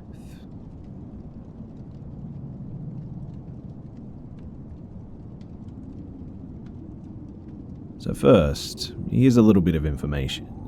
This story goes back a couple of years now, and I was 14 and my sister was 20. My sister had an apartment in the city centre of one of the largest cities of the country that we lived in, and the city is really well known for its high drugs and crime rates and so on. So this experience is definitely not uncommon, however, still very scary. My school was only one train stop away, so I would stay at her place a lot. I lived about 6 stops away. My school was in a really bad neighborhood too, and was for kids that couldn't stay in normal schools. Think of like drug abusers, drug dealers, criminals, etc. So I strategically picked my friends so I wouldn't have any problems, and if I did, I would at least be protected. Also, I've never joined or been born into a gang, but my 2 best friends, they and their families were. So, this is where it started. Because of said affiliations with gangs, I never hung out with my friends after school because it just simply wasn't safe to be seen with them. That is, until I did one day, and it was the biggest mistake that I have ever made. After years of being great friends at school, we thought it would be okay to start hanging out at my sister's place and it was all fine. I figured that if I didn't mess with drugs or gangs, then I'd never be in contact with them anyway. Spoiler alert too, I was very wrong. Now one day I went to school but found out that it was closed because of a holiday, so I decided to drop by my friend unannounced. And I immediately realized that that was not a good idea when I witnessed his dad and some others do something that I shouldn't have seen. So I ran to my sister's home and I called in sick from school the next 3 days or so. We figured that calling the police just wasn't an option, but nothing happened after I witnessed it, so the next week I just went back to school. My best friend wasn't there, but that was normal because that kid skipped class so many times it would be weirder if he did actually attend school. And quite honestly, everything seemed pretty normal, so my sister and I didn't really worry about it too much. So one night, later that week, at around 2 a.m, we hear someone trying to break in. So we flickered the lights and our dog started barking. Like I said before, it was in the city centre in a high crime city, so she had break-in attempts before or drunk people messing against her door every few days. So at this point, we knew the drill. Making sounds and showing them that there's people home usually does the job, but not this time. At this point, my sister was calling the police and I was slamming cooking trays together, like screaming like a lunatic, much like the I ain't never getting sleep because of y'all vine, and they just didn't go away. So the police said that they were sending someone. Now, we could see somebody's arm with a black shirt and gloves with a crowbar opening the window, and the dispatcher told us to go and hide in the bathroom or a place with a lock in it. This apartment was weirdly built in a way where you had the sleeping quarters, the living room and the kitchen room, and then a door to a walk-in closet, and at the back of the closet was the door to the bathroom. It was like some sort of Narnia shit if I'm being honest. Anyway, we hid in the bathroom and we could hear that the person was now inside of our house, and they ran off once they heard the sirens. The dispatcher said that the police had arrived, and when she said that we sent someone, we didn't expect to see 3 cars, 4 motors, and officers just everywhere. But they never caught the guy, and the police told us to watch out because this just definitely wasn't a normal break-in. They explained to us that when things like this happen, it's most likely a homicide attempt, and we had to go to the station to do the whole questioning thing. We explained everything, and the police said that it wasn't safe for us to go back, so we just never did. We got a temporary apartment to stay in while the investigation was still going on. We stayed there for about 2 weeks, and thank God that we did, because the day after we moved out, the apartment was burned to nothing but ashes. After investigating, they could see that it was purposely set on fire with the intent of actually burning the place down. This was actually ruled a second homicide attempt in 2 weeks, and we got help with moving to the other side of the country, and we're not using our full real names ever again. Thankfully, nothing related to this has happened since then, but we're definitely keeping an eye out.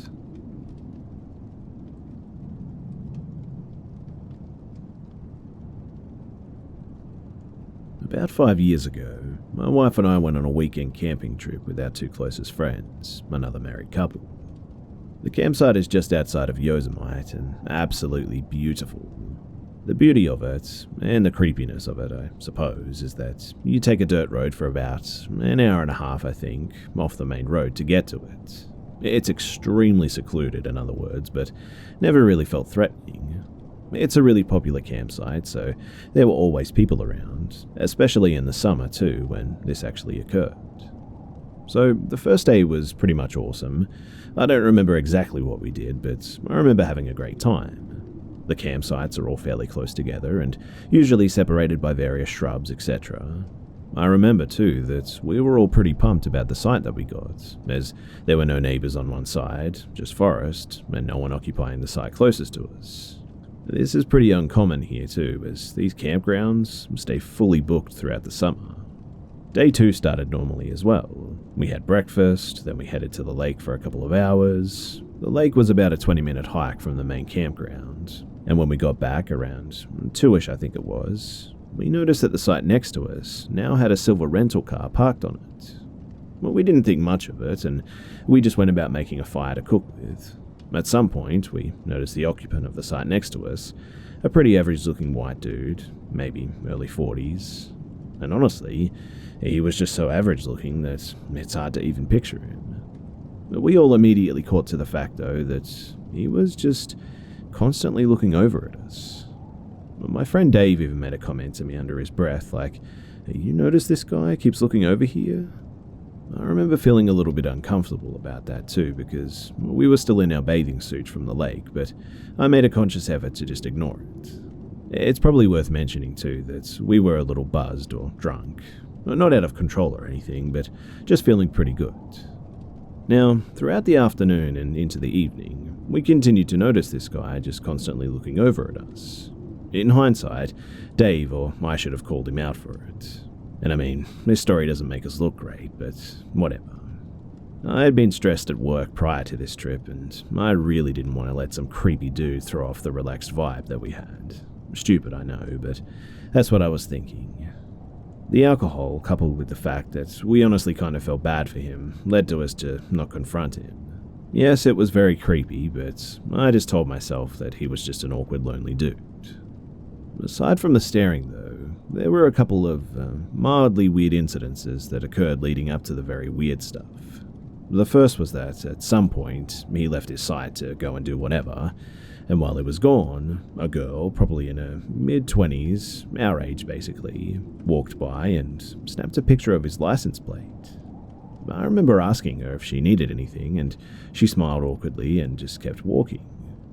Dave and I both thought that was really odd, but were preoccupied with beer. Later into the evening, around 7ish, the camp host was doing her rounds checking people in, and she checked us in and moved on to him. I remember us all eavesdropping intently to hear what they were saying too.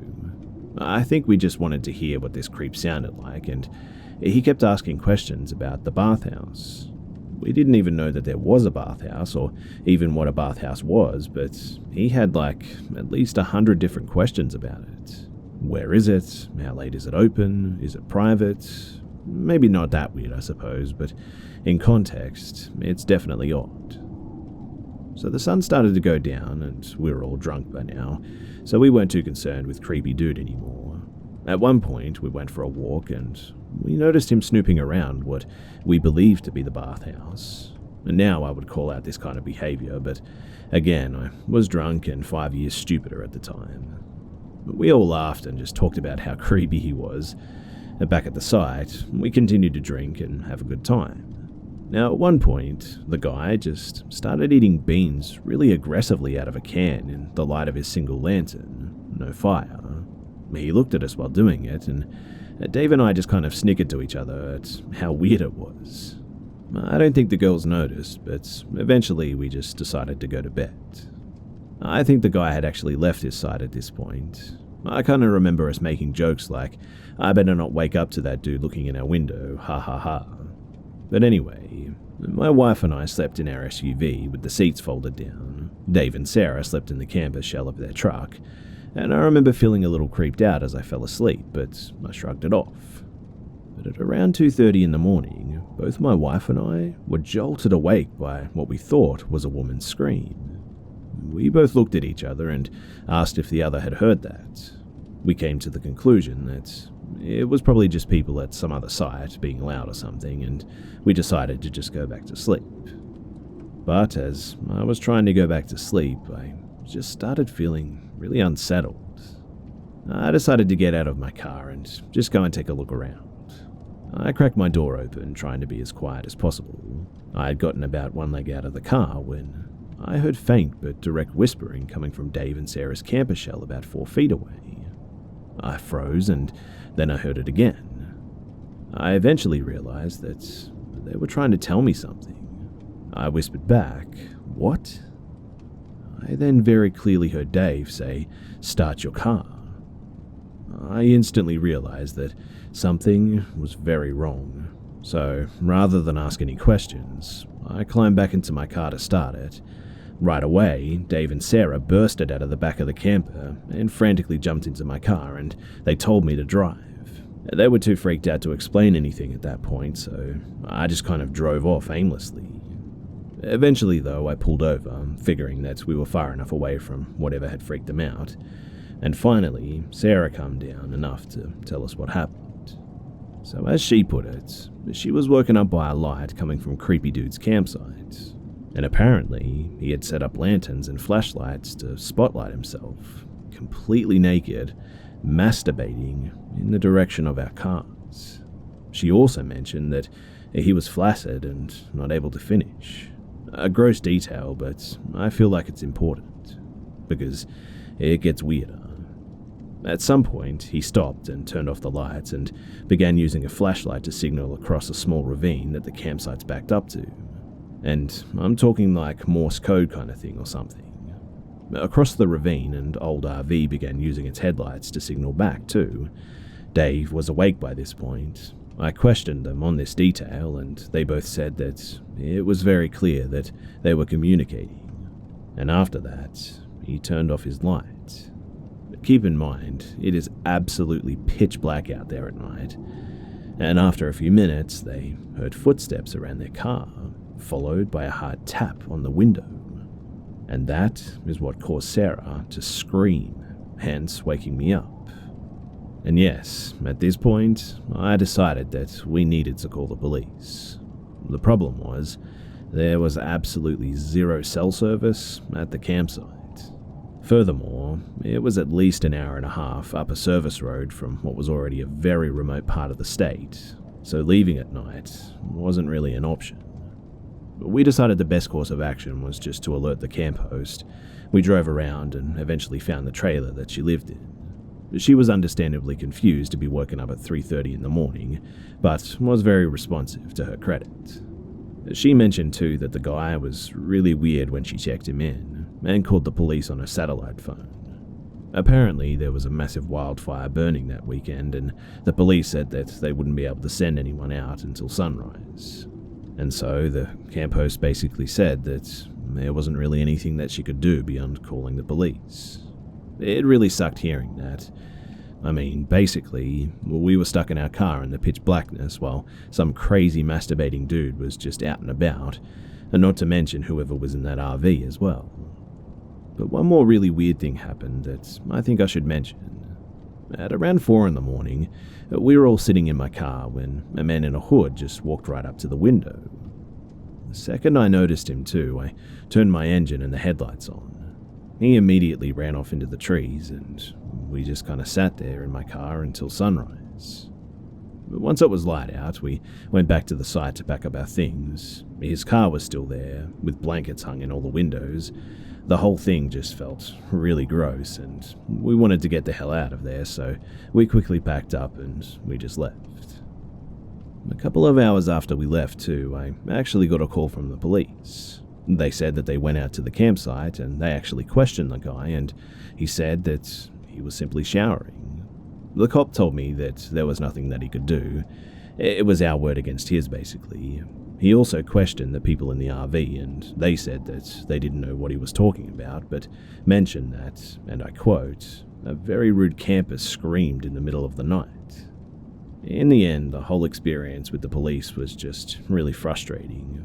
I tried following up. I even tried getting help from a family member who's a sheriff, but even he said that there just wasn't anything that they could do unless that particular police chief really wanted to investigate this guy. And so in the end, that's pretty much the story. I learned a lesson though about being polite when someone is making you feel uncomfortable. Nowadays, I'm much more aggressive with creepy people. I also know that it's easy to hear this story and wonder why Dave or myself didn't just confront the guy, especially when he's literally masturbating at the car you're sleeping in. But I don't know. I wish we would have showed more courage, but honestly, it was just really scary in the moment. I'm okay with admitting that as well. Nowadays, I think it's kind of funny, in fact, just how stupid we were and how bizarre the whole situation was. I also feel fortunate that nobody was hurt. Clearly, though, we were dealing with a very messed up individual who definitely had accomplices. And I can only imagine what their end goal was, and what they could have been capable of doing.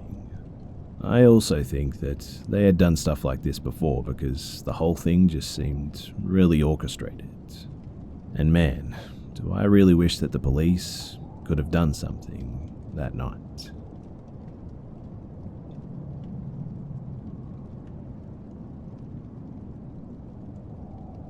I work at the Winchester Mystery House, which means that I hear a lot of stories.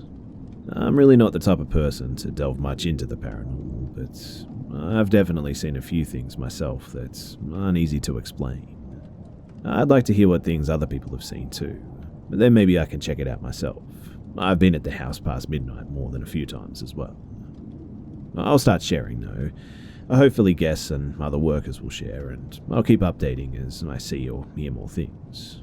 Also, I'm really not one to dramatize things, so I apologize if this doesn't have added excitement or anything. I just want to report what I've experienced and see what other people have seen or even heard. So, somewhere in the house during the current Halloween-themed Unhinged, I won't say where right now since I don't have to give away the scene, but there's a motion sensor. When the people pass it, I was coming back from break, 10 PM or so, and was alone in this section of the house. I was stationed near where the actor would hide and jump out when the cue went off. I thought that it'd be fun to scare whoever set it off. I assumed a co-worker or the actor returning. So I waited behind the corner, but nobody ever came. Maybe someone came in but turned back. It's possible, I suppose. Around 10 minutes later, my other co-worker came up, also finishing his break. Our section all takes breaks at around the same time, and we were just talking. And the cue went off again, but nobody was there. Now, it's not a sensitive cue or anything, because whenever I work, it only goes off if someone goes through. My third co-worker thought that we were just trying to spook her when we told her what happened, but then she gasped. She didn't want to tell us at first, not wanting to seem like our story scared her, I guess, but later she said that she felt a tug going up the stairs when we were walking. That's not unheard of here, and there are many people who get that tug. Another thing that happened was I saw laundry mangled in the laundry room spin on its own, and another time I was going up to the switchback stairs, low ceiling and narrow, and turns about 7 times. And I swear to you that something shushed me right next to my ear.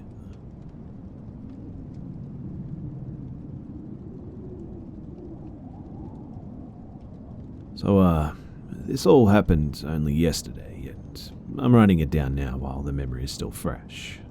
My wife and I have been talking about it pretty much non-stop since it happened, and have been unable to come up with any explanation that doesn't involve something supernatural or inexplainable. I would love for you guys to help me figure this out so that we can just forget about it. I'll try to keep this all as short as possible too, but I need to make sure that you get all the details so you can help us figure this mess out. This is not your average "my house is haunted" story.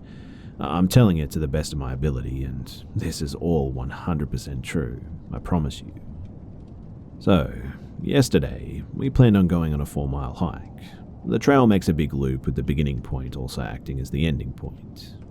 And the story begins in the trail parking lot.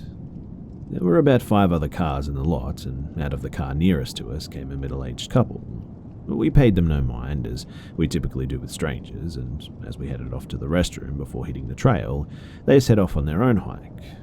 When we started the hike, we chose Route 1, doing the loop counterclockwise. The trail itself makes a huge loop about 4 miles in length, with the parking lot being at the highest elevation, and the lowest point being the middle of the trail. The ascent from the bottom middle section to the top, going either direction, consists of giant limestone canyons that require a good bit of rock climbing, making them extremely steep, slow, slippery, and very tough to climb. And this is very important information for later. So, about 20 minutes into our overall 3-hour hike, we reached Point A, where we caught up with the older couple. About the time that we caught up to them in the canyon, they decided to turn back towards the parking lot, passing us along the way.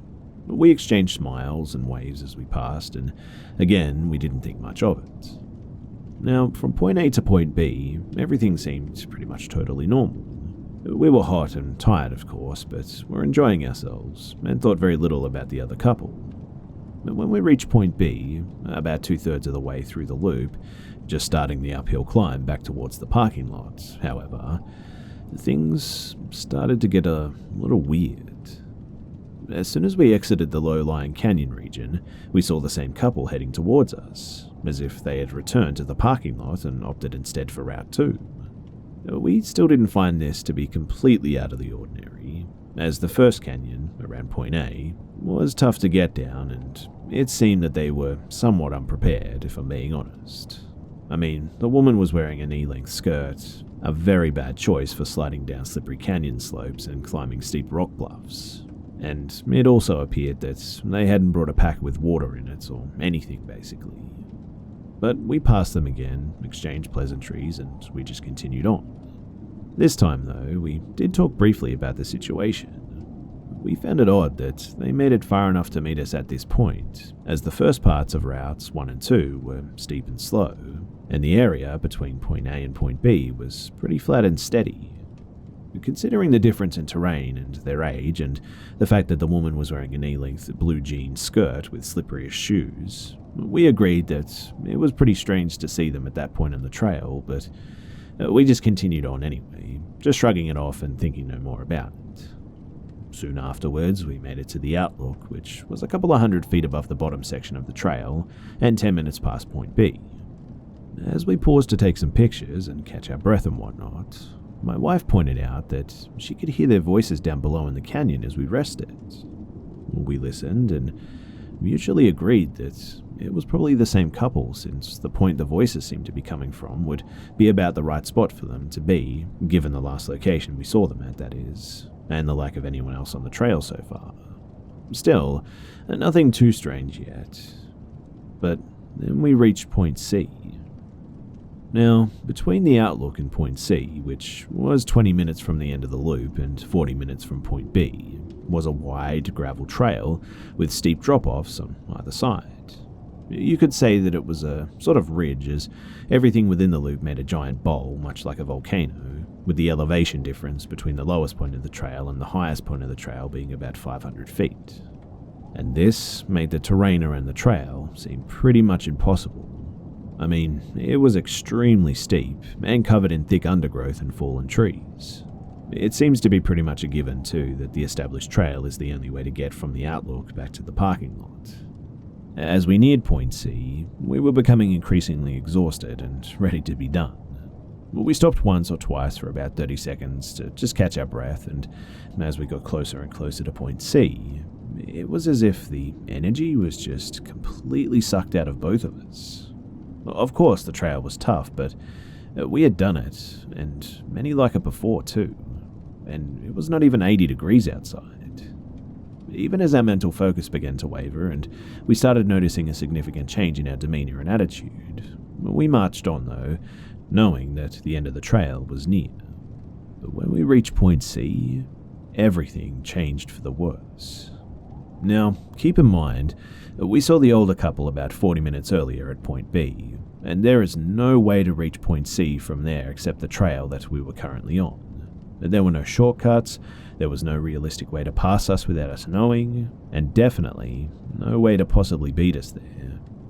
And yet, there they were, sitting on a bench on the side of the trail, calmly eating lunch at that. Now, even if they did find some way to get there before us, they just didn't even have a drop of sweat on them, and their demeanor just did not fit at all to the situation. I mean, they just shouldn't have been there at all. As we passed them, the man mentioned something about a picnic to us and smiled, laughing, and we tried our best to respond in kind, but the mood was as if we had just walked into a giant black cloud of smoke. I really don't know how else to explain it too, but the area around them just disorientated us completely, and we no doubt were pale as ghosts and obviously pretty shaken. We passed on by them though, and as we were out of earshot, my wife turned to me with a face that I had never seen before in my life. We were terrified. Without saying a word to each other, we both experienced the same just feeling of shock. It felt as if we had just walked through a time warp or something, or as if we had just brushed up against another dimension. Our following discussion amounted to this too. There is no way that they could have beaten us there. Sure, maybe, possibly, just maybe there was a chance. But only if after seeing us at Point B, they sprinted through the woods in a direct line towards Point C. But this would have required them to run up the second canyon, steep rock bluffs, throughout the unmarked woods, and who knows what else for over a mile, in under 40 minutes as well.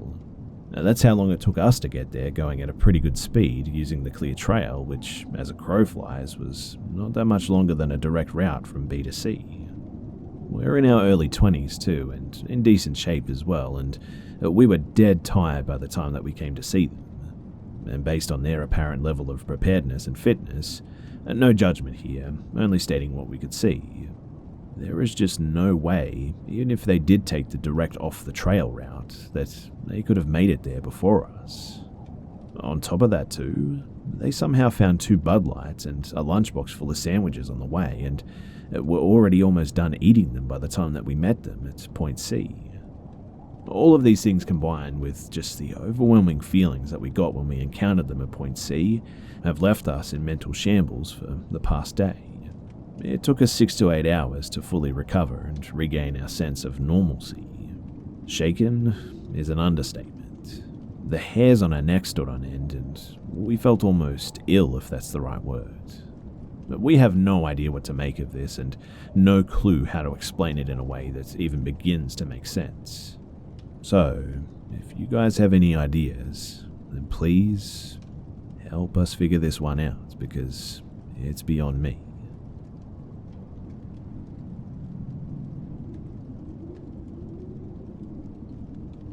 When I was a student teacher, I was 21 and working with mostly seniors in high school, many of which were 17 or 18 years old. Now, one day, the mentor teacher that I was working with pulled me aside from teaching my class to inform me that other teachers had overheard some students telling each other that they wanted to do something with me. While disturbing, many of my friends and colleagues insisted that that's a fact of being a young teacher working with high schoolers. The next day, I had a few girls in my class, though, approach me and inform me that 3 specific boys were no longer just talking about what they wanted to do, but were graphically describing what they were now planning on doing to me in the coming weeks after school in the parking lot. Far more details, too, than I'd like to share here. I went to the administration immediately, and they handled it very quickly and professionally. I was very grateful for their support. I was never touched nor harmed by any of these students, thankfully. But what did scare the absolute crap out of me, however, is that not even a week later, one of those boys was actually arrested and pulled out of school.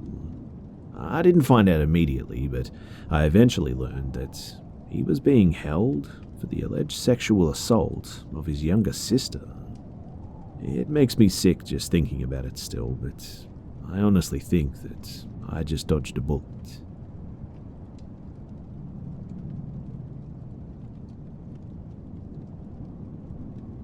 My house growing up was a 2-family with a pretty big basement. We lived on the top floor, and the basement was used as storage and as a laundry room. The basement was pretty terrifying. It was always pretty dark. All the lights were in the center of the room, so you had to go into a completely pitch black room, reach your hand up and pull on a string to turn the light on as well. I don't think I ever went into the basement without a weapon of some sort at least. When I was 10 though, my mum left me a note to move the clothes in the wash to the dryer. So I went into the basement, picked up a wiffle ball bat and proceeded into total darkness. I've literally been preparing to turn that light on and see some kind of monster for years. I pull the string and take a step and look up to see a man. He was breathing heavily and looked disheveled. I completely froze. I'm literally shaking to a point that the wiffle bat is sliding out of my hand.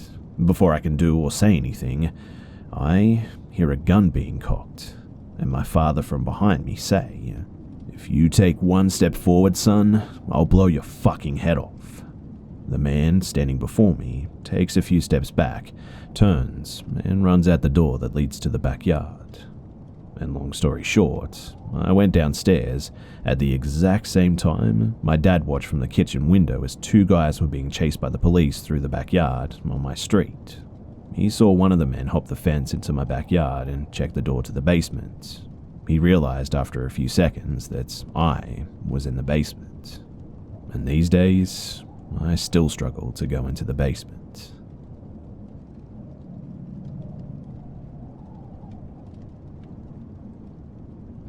I'd like to think that I have a pretty decent instinct now when it comes to knowing who has bad intentions, but I wasn't always as cautious and as observant as I am now. When I was in high school, I always just felt so ugly.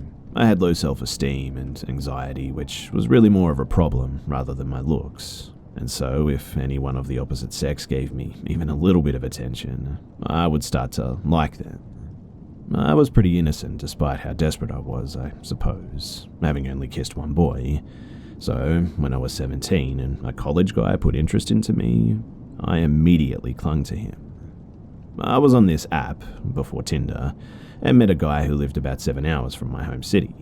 His name was Brandon, and he was gorgeous. Blonde hair, muscular, blue eyes. He played soccer for his university and was 19 years old. Honestly, he wasn't my usual type.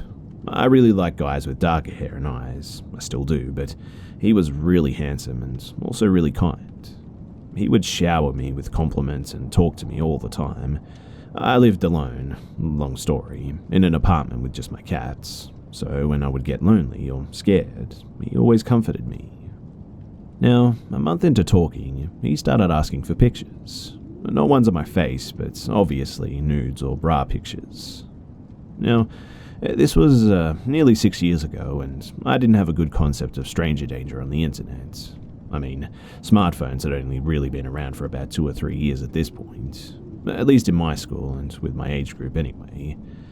17-year-old me, who was so insecure as well, wanted to make him happy because I couldn't believe that I'd gotten a guy like him. I was ready to do anything that he asked, basically, and I never sent naked pictures. I was just too insecure for that, but I would send pictures of me in my bra. He would always shower me with compliments saying how sexy and beautiful I was, and I fell for every word. With time, I started to get upset, though. I wanted to see him, and I would always send him pictures whenever he asked, but he would never send me any. He would show me body pictures of him with his shirt off or things like that, but the pictures were always bad quality. When I started getting too persistent, he promised that he would start calling me. For some reason, this appeased me, and we'd talk many times a week. After a couple of months, he got increasingly more sexual with me, though, telling me what he wanted to do with me and how badly he wanted me. This made me nervous since I'd only ever kissed one boy, but it also made me a little excited. It felt good to be wanted by someone I had really grown to like. This was all during the first semester as well of my senior year of high school, and I was about to turn 18 the next semester in late January. As it got to Christmas time, he started to talk about coming to my city to see me for my birthday. This had me really excited since I wanted to see him in person so badly. We had first talked about me going to him, something that he insisted on, but I chickened out and I said that I couldn't do the drive alone. It was an excuse, though. I really didn't want to go to an older guy's house and stay with him alone. My own house made me feel more safe. Anyway, we planned on a weekend after my birthday, and honestly, everything seemed fine. But then one day in my choir class, my best friend, an exchange student from Germany, was talking with me about him. I was telling her about him and showing pictures, and she got very unsettled. "Hey, have you seen him on a video or anything?" I told her no, and she gave me a skeptical look. "Something doesn't feel right. There's no way that he's real. Not that you couldn't date someone like him, but he's just too perfect." She was very direct and blunt with me about it, something my other friends weren't. So I took her words deeply, and man, am I so thankful that I did. I immediately asked him for a picture of his face. He made up some excuse about how he couldn't take a picture right then, so I persisted, asking every single day. Finally, my instincts seemed to be kicking in, and I was getting scared. I told him that I wanted him to video call me, and he said no. I fought him on it for hours one night, telling him that if he tells me the truth, I won't get mad. But he refused. I put the name that he gave me into Facebook, determined to find him on my own if he wasn't going to give in. But nothing came up on him. I texted him telling him that I couldn't find his Facebook, and he gave in, giving me a completely different name and told me that's me. I remember just feeling cold as I read that too, but I looked up the account and everything that he had told me was a lie. His name, his face, his age. He was 25, not 19. And I was terrified. I thought that I'd been talking to someone just 2 years older than me, which is legal in my state, but he was 8 years older. And after this, I immediately stopped texting him. But that was when he started getting obsessive. He would text me dozens of times a day, call me over and over again. He would beg me to answer him, to give him a chance. Then he started threatening me to answer, and he told me that he had saved all of my pictures. He kept them all and told me that he would send them to my friends and my family on Facebook, show everyone me in my bra, and show our text messages talking about what he would do to me sexually if we met. Looking back, all of that was more damaging to him than me, but I was young and stupid, and I was afraid. I hated my body so much, and I was terrified of people seeing it. So I started talking to him again. More reserved and cautious this time, of course, but nevertheless, we started talking. The days inched closer to my birthday and the weekend that we had planned. Our messages had become bland and short since I was trying to make him lose interest in me, but he just never gave up. If I took too long to message, then he would threaten me again. My birthday fell on a Monday that year, and he sent me all kinds of messages. I don't even really remember what I did that birthday. I didn't have many friends, and I've never liked to celebrate anyway, so it was probably pretty small. But when Friday hit, I got a text from him that morning saying that he was driving to my city, and that he would pick me up from my school. I was honestly terrified. I had lost all of my friends a semester before. Again, another long story. So they obviously had no clue of my situation. Out of desperation too, I went to one of my guy friends who I hadn't talked to in a couple of months and spilled everything to him. He was a long-time friend, so he was sympathetic and promised to follow me home that day. I went straight to my car, ignoring the mass amount of text saying, "Where are you?" and "I'm here." My friend drove behind me all the way to my apartment, which he had no clue that I was living in, and stayed with me as I just cried for a while. I turned my phone off after this, and my friend left after in the night. Brandon had no clue where I lived, but I was definitely still paranoid. I mean, what if he somehow found me? Only 3 people knew where I lived, 4 now with my guy friend, and he didn't come in contact with any of them. When I did finally turn my phone on, he was threatening me again. I was just so exhausted and fed up at this stage that I started spam texting him, yelling and venting. I told him how stressed he had made me and how what he was doing was wrong. I told him that he could send the pictures and that I just didn't care anymore. I started to attack his character, telling him how no one could love him if he hides who he is and then treats people like shit when they catch him in a lie like this. And thankfully for me, he had enough care for me to take my words to heart. He apologized and told me that he deleted all the pictures. He swore to leave me alone as long as we can still talk every once in a while as friends. I agreed, even though I knew I was lying. I talked to him for about a month, short responses until he just finally gave up. But even now at 22, I still see his name appear sometimes. I blocked his number and deleted him on everything, but his name still shows up sometimes on my Instagram or Snapchat when he's trying to re-add me. He's the reason I don't give my name or picture out, and he isn't the first stalker I experienced. The first one was actually in the 6th grade, but that's a story for another time.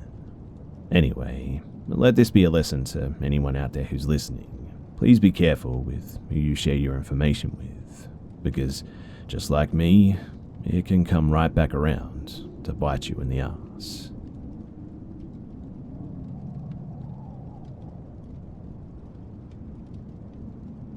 This is fairly long because it took place over about a year. I'm also a bit of a flowery writer, unfortunately, so please bear with me. So I'm a nanny, and I'd been with my current family for about 2 years when the oldest started preschool a couple of days a week. I'd drop him off around 9 and pick him up at 12:30, bringing his baby brother along.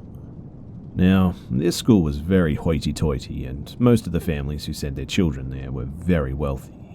Everyone entering the building had to wear badges with their names printed out.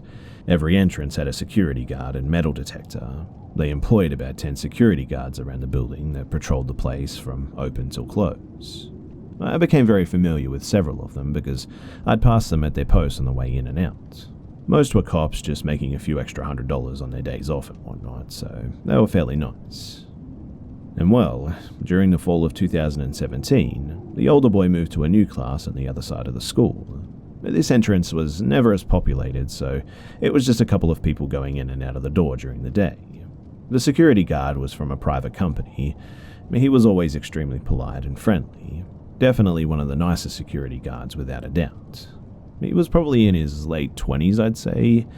I thought that he looked like a young Santa Claus, if I'm being honest. Round, jolly face with a permanently red nose and cheeks framed by a thick brown beard, thin framed glasses and curly brown hair that went to about his shoulders. I eventually learned that his name was Nick as well, which only solidified my comparison. Months passed though, and we'd seen each other 2 or 3 days a week. The boys loved to wave to him, and he'd always ask how our day was, and we'd respond. In January of 2018, I actually came down with the flu, and I missed about 2 weeks of work. When I returned, I continued our regular schedule of school drop-offs and pick-ups. I was walking past Nick too, and I waved, and he stopped me and said that he noticed that I was gone for 2 weeks, and he hoped that I was feeling better. I smiled, thanked him, and said that it was the sickest I'd been, but I was glad to be back. I found it a bit odd, though, that he had noticed and that he knew that I was sick.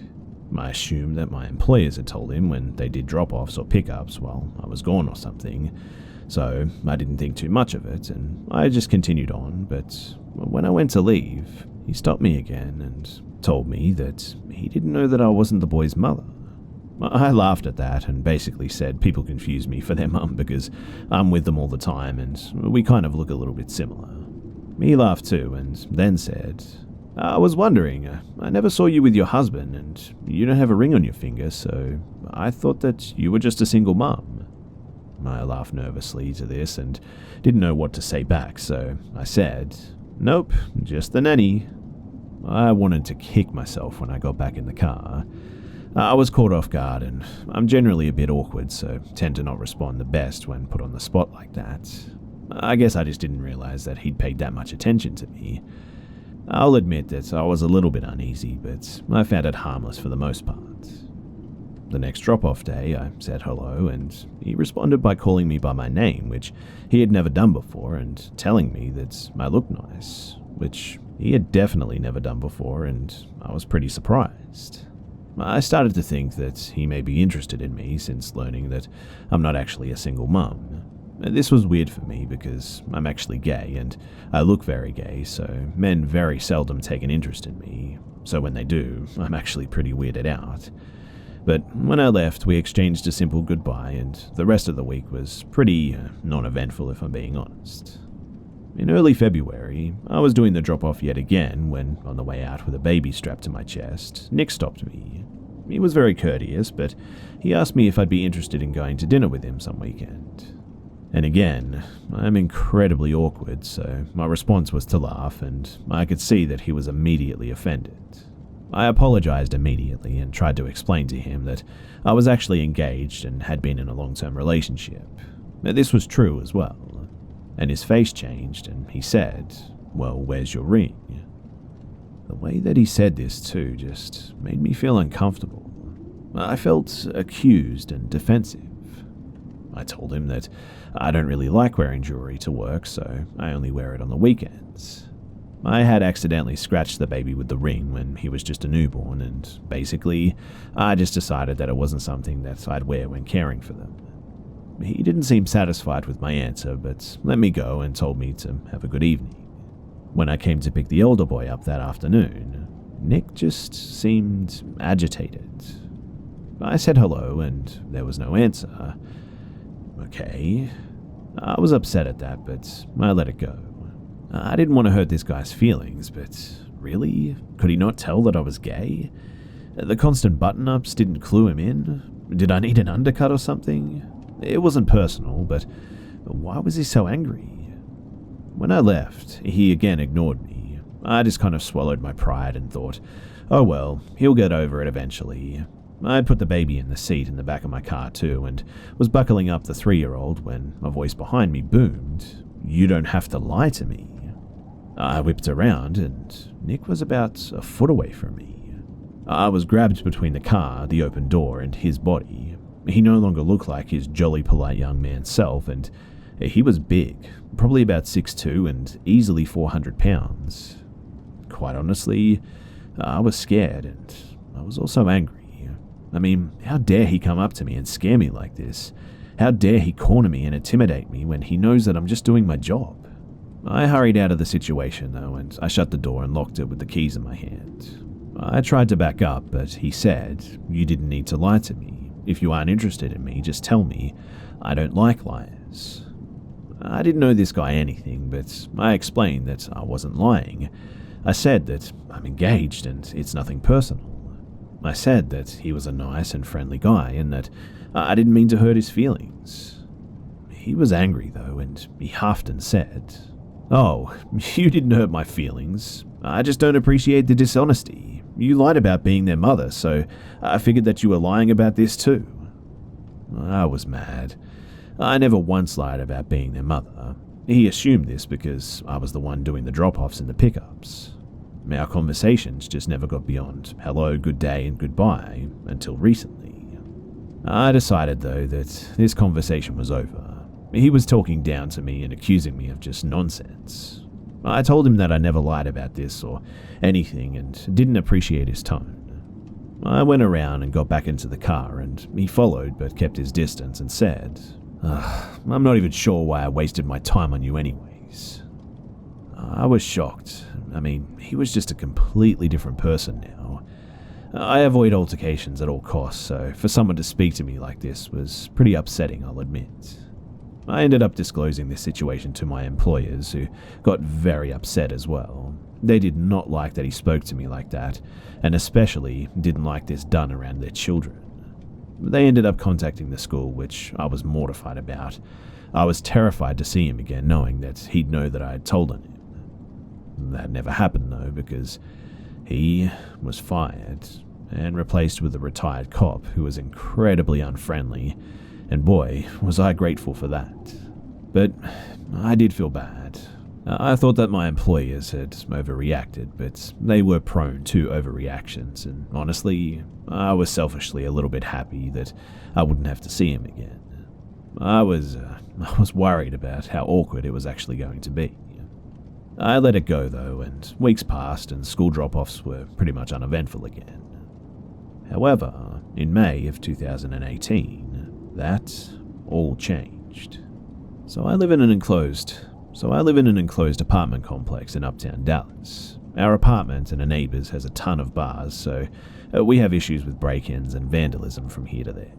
We've also always had a police presence, but after an incident where some drunk guy broke into the office through a window, the office manager decided to hire security guards.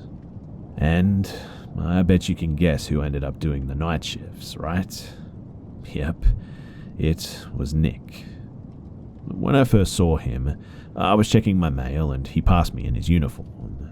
I completely froze, and he looked me directly in the eye and said, "Good evening, ma'am." Good. He must have forgotten me, right? I was shaking as I went up to my apartment and immediately told my fiancée who I saw.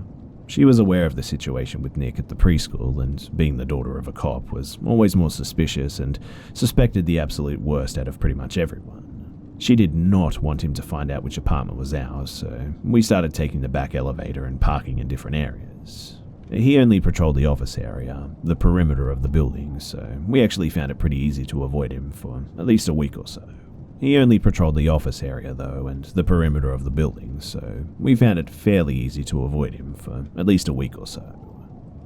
Now one day, the back elevator was out of order, so I had to take the front elevator from the parking garage up to my apartment on the 4th floor.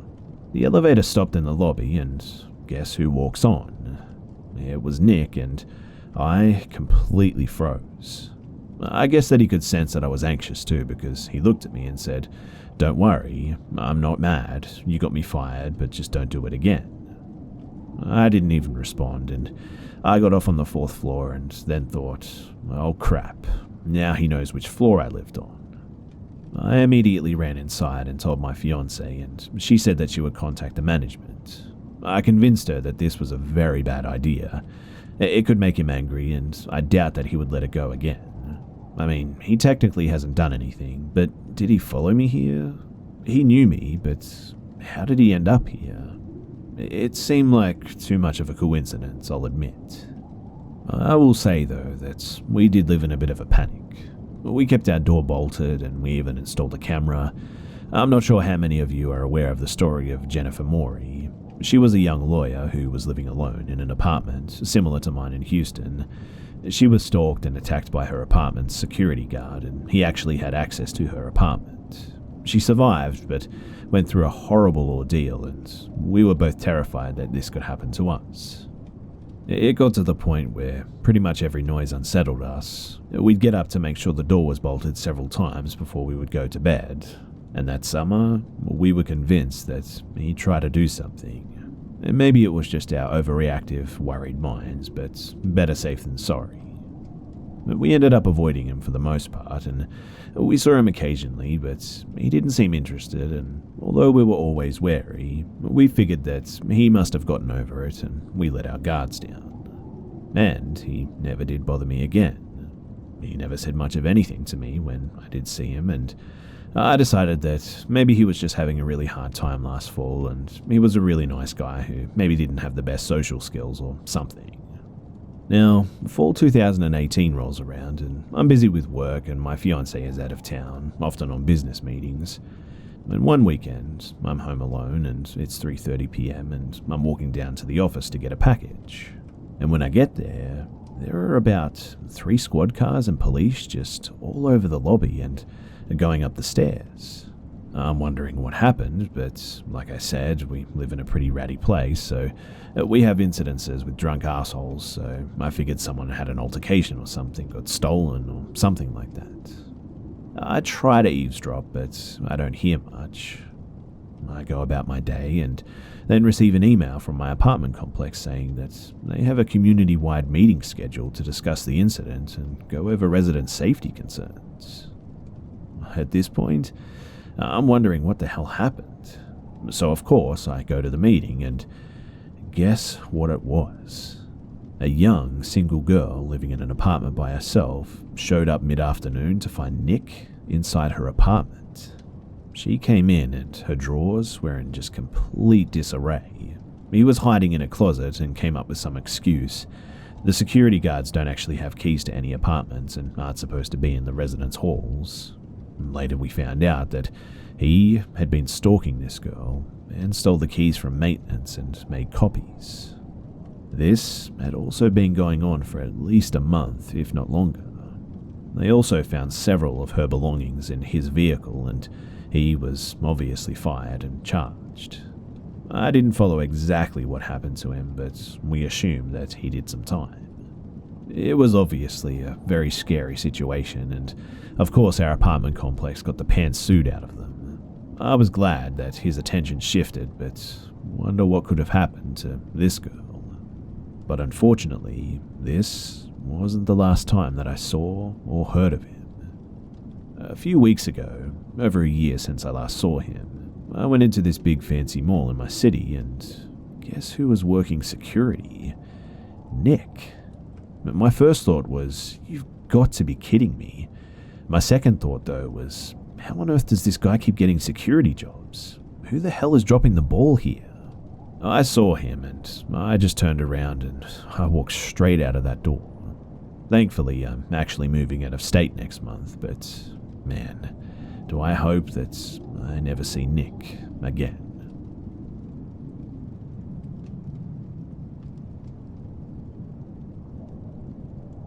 So, I'll get straight to the point here. Every so often, I see this shadow girl. I feel connected to her, but she also just really terrifies me. She fills me with dread and horror, and it's not the kind of fear that makes your heart race and sweat form. It's the kind that makes you cry and feel cold inside. She most often appears when I'm feeling very sad or angry or afraid, and only when I'm alone as well. She's hazy and difficult to make out, but her presence is definitely palpable. She's rather dark, but not like dark-skinned, more like a living charcoal drawing or something like that. Sometimes the fear is worse than other times. Sometimes I can hardly move, and other times I even try to speak to her, and if she speaks back, I hear it as a voice inside my head. It's definitely feminine, but it's low and almost like a smooth growl or something. The first time that I saw her was in a dream when I was very young. I was running from a large monster, a sort of heavy brute animal. I was about to be caught when she appeared. In the dream, she had a colourful wreath around her head and she was floating. Immediately, I felt vastly more afraid than I had been of the beast as well. And the beast seemed to be afraid too, and cowered. I kind of knelt before her, and then I woke up and I was crying. Ever since then, she occasionally appears when I'm awake. Although she terrifies me, sometimes I think that she seems to favour me. For example, when I was in middle school, I got along poorly with this one particular girl. One day after I had an argument with her, I saw the shady girl in the bathroom. And the next day, the girl that I argued with came to school with a broken arm. In my freshman year of high school, there was this guy in my speech class who was a low-key bully. He did this thing where he acted like I was cool and he was my friend. Believe me, it was subtle. He was actually mocking me and it was super uncomfortable. He also did this thing where he would pound on my desk and make my face jiggle. I know it sounds stupid, but it made me really embarrassed. But anyway, one day after class, I was in the hallway alone and she appeared. She said something like she would take care of it. And the next day, the guy who mocked me was caught with weed. A few days ago, I was feeling really depressed when she appeared and said that she would try to make it better. A few minutes later, my mum came in and told me that she just decided that we should go out to eat at my favorite restaurant. I know that all of these things have a rational explanation, but it's always right after she appears. And sometimes, too, things just happen more directly. For example, I was in a mental hospital for a few weeks several months ago. One night, I was very angry and I was taking a shower. She appeared and I was afraid, but not embarrassed for some reason. She spoke to me, and for once, I actually started to feel calm in her presence. When I got out of the shower, I walked over to the cabinet in the room, and somehow I effortlessly just tore it off the wall, even though it was bolted down. Believe me, I'm super weak. I can't even really do a push-up, so there's no way that I could normally do that. The staff who were also there were really shocked that I was physically able to do that. Another time, after a fight with my dad, I saw her in a dark room, when suddenly I felt that same calm, and I walked into the kitchen and I grabbed a large knife, and it didn't really feel like me doing it. It felt like I was just kind of drifting along and watching. I used the knife to threaten my dad, and when he started to plead with me, I felt like I had to break through something, and I dropped the knife, and it felt like something had been holding me up and just left me, and I almost fell. Anyway, you guys might think I'm mental, but the point is that whenever I see her, whatever she is, whether she's just in my head or something physical and real or spiritual, something always happens. And she really scares me. But I also feel tied to her, and I have no idea what she is, and I would really love some advice right now.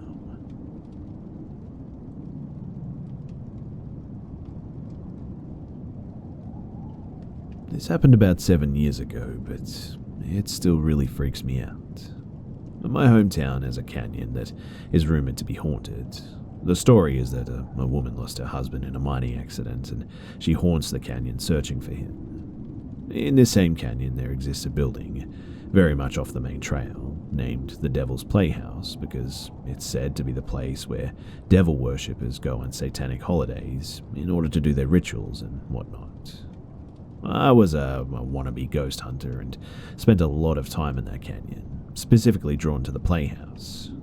It was an old factory with a lot of mysterious writings on the walls and holes into rooms that had no entrance. To get to the factory, you had to drive way off the trail on a very beaten-up dirt road, and just after the house there was a fence. As daring as I was, I always turned around at the fence so I could get out of there easily if I got scared. From there, you had to climb in and out of the deep ditch to actually get to the playhouse. But here's what happened that caused me to never go there again. I had brought my younger sister and 2 younger cousins up there one day. We were messing around just taking pictures when my little sister swore that she saw a camera pointed towards us from the rocks outside of the window of the warehouse. I didn't really see it, but my sister was really freaked out. We decided to take a break from the playhouse after this, and we walked about 100 feet to a bunch of large stone fixtures. Now, I had been up that canyon many times, and rarely did I ever see another car, especially at the Devil's Playhouse, but suddenly a truck made its way along the trail. When the driver caught sight of us, he slowed down to probably 5 miles per hour, and the passenger was very noticeably pointing a camera our way.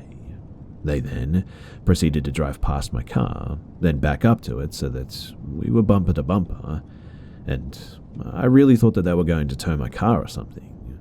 They left their truck on, and then the 2 men stepped out and climbed through the ditch. They walked around the far side of the playhouse from us, and my sister pointed out that it was the side the camera was on. I was the adult in this situation, so I was coming up with any reason to give these guys as to why we were there just in case we were trespassing or something like that. We had walked back to the house to get to the only safe part of the ditch, and as we approached, the man stepped out. They were probably mid-30s or so, and when they did, they didn't say a word. They just stood where we had walked, right past them with no emotion on their faces at all. We made it to my car and drove off, but I had a really sick feeling in my stomach, like they were hiding something up there. And so I decided to park at the base of the entrance of the trail, to the playhouse that is, and just wait for them to come back down. I was stupid, I know, and it was a foolish idea, but I did it anyway. We sat there for a little bit, but after a while, another car pulled up beside us, and the old man who was driving it just stared at us. He was seriously creepy looking too, and it scared the shit out of us, so I drove back down to town, and the whole way, that car followed us. He even parked at the gas station that we went to, and we had gone inside, and he sat in the parking lot for a good 20 minutes before he just left. I'm still not entirely sure what happened up there that day or why, but I have a feeling that there's something hidden up there.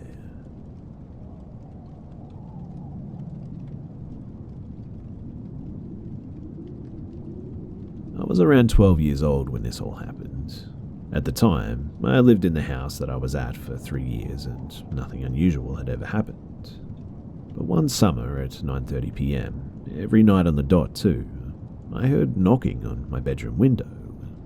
When it first happened, I just assumed perhaps an animal had hit my window or something. There were no trees anywhere close to my window, so there was no possibility of a tree branch hitting my window or something like that. It soon became hard to keep ignoring it though and brushing it off as just an animal. I mean, why would an animal hit my window every night at 9:30 on the dot? Also, it was just too distinctly a knocking sound to brush it off as anything but something human.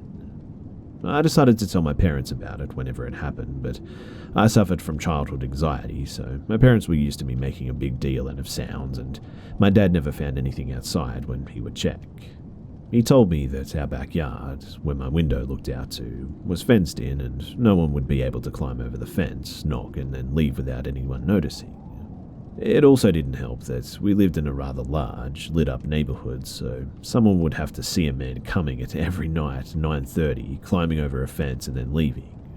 So I listened to my dad's reasoning and I tried to ignore it again. But it never stopped.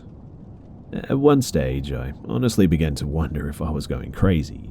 No one else but me had ever heard the knocking, and there was just no logical explanation, other than an animal of some sort. I began to think that maybe the knocking was just all in my head. Well, one night I had a friend over. 9:30 hit, and sure enough, there was a knocking at my window. And my friend froze and asked me if I heard that.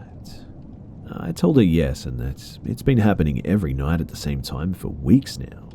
I said my dad said that it was an animal, and my friend told me that it sounded too much like a knocking to be an animal though. I agreed, and we told my dad. He checked for us, and sure enough, like every other night, nothing was in our backyard. But the knocking continued after my friend had heard it, and one night I had gone to bed at 9, but the knocking was so loud at 9:30 that it actually woke me up. I was freaked out and I ran to my dad in the living room. In order to get to the living room from my bedroom too, you had to pass through the hall, which had a clear window door showing our porch in the backyard.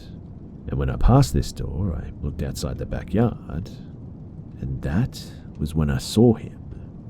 I saw a bright man dressed in a white robe with long blonde hair running through my backyard. But when he reached the middle of my backyard, he just disappeared. This scared me even more, and I went to my dad sobbing that I saw a man and he was knocking on my window. My dad checked outside again, and there was just nothing there. He tried to comfort me and said that it was probably some light reflection that I had seen. He calmed me down and told me that if I saw a man again to go and get him. And then I just went back to bed. The strange thing is, though, is that after that encounter, the knocking just stopped completely. I'm 20 now, and I still live in that house, and I haven't seen or heard anything since that night when I saw the knocking man.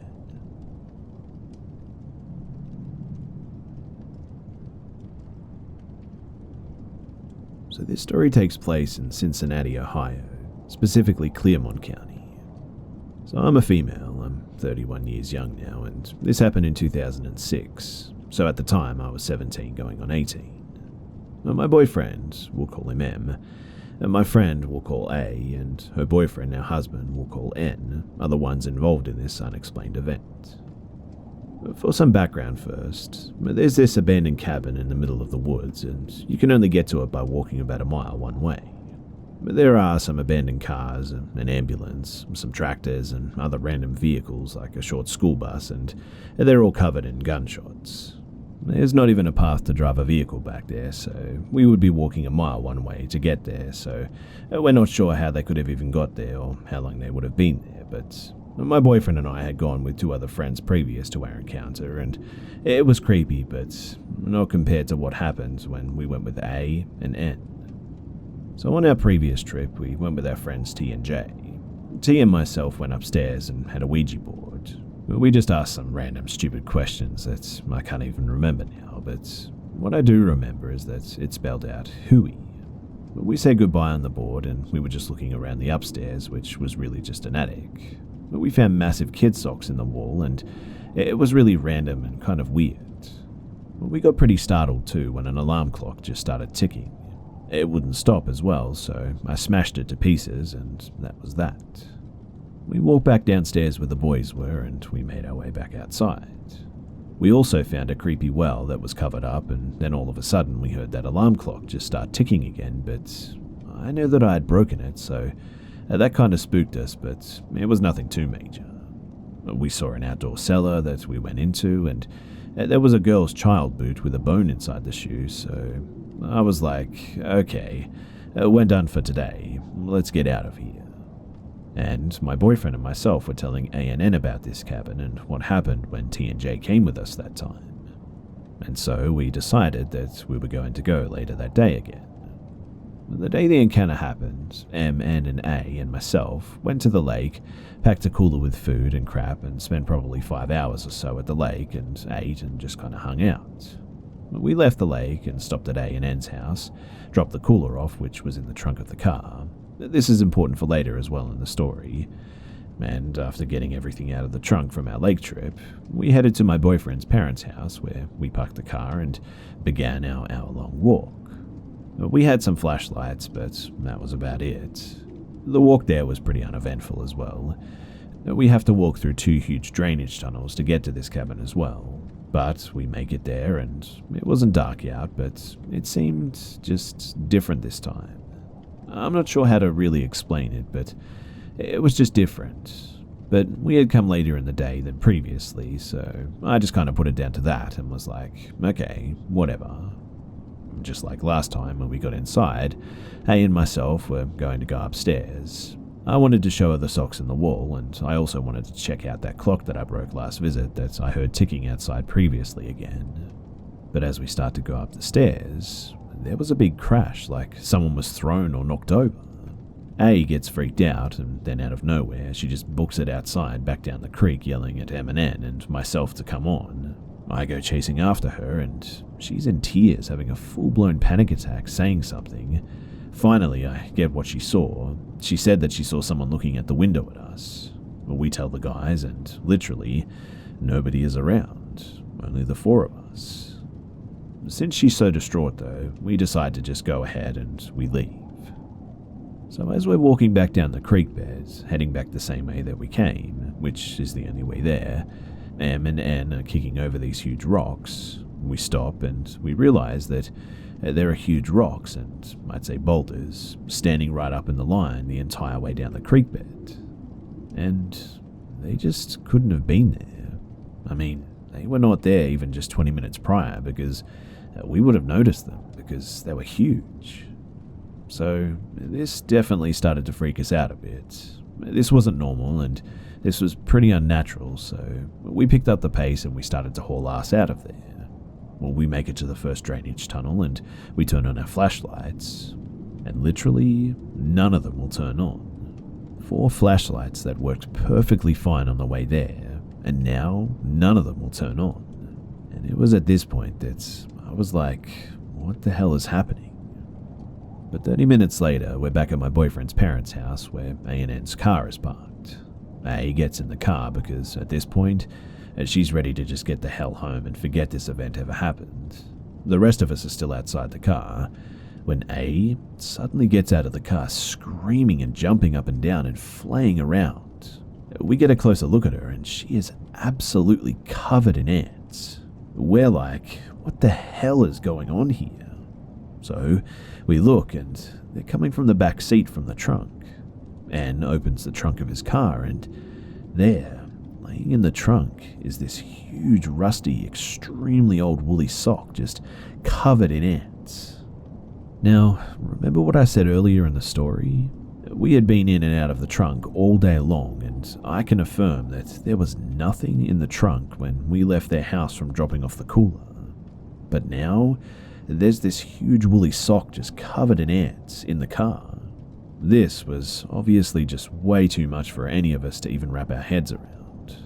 So, needless to say, we never went back there, and I personally will never be going back there again. But I did find out later that it turns out that the man who used to live in that cabin was actually named Hubert, and he was often called Huey. My boyfriend had actually been to the cabin once before I ever went, and he found these journals there too. And the man was an alleged child molester. His journals too went into detail about all of his urges and all that stuff. I'm not going to go into that too much, but it was disturbing to say the least. But again, this is honestly the one and only time that I've ever encountered something like this. I'll never be going back to that cabin, ever. Even to this day, just talking about it, and even right now, I just have goosebumps. I can't explain what happened that day, and I have no idea what I saw that scared her so bad in that window, but I do know that boulders do not stand straight up on their own like that in a line, and nobody could have done it so fast to scare us like that. And also, nobody could have messed with our 4 flashlights, and nobody could have put that old dirty ant-infested woolen sock in A&N's car trunk. I know that this is a bit of a weird story, but if you're ever wandering around my neck of the woods and come across a random cabin, please, just leave it alone. You never know who lived there and what they did and who or what may still be there. And unfortunately, I learned that the very hard and unsettling way.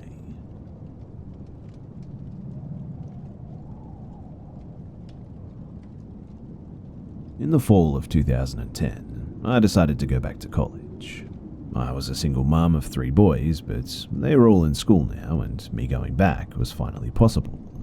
The school that I went to was a regional campus to a very large university, and located in a neighborhood that is known for crime, meth, heroin, prostitution, etc.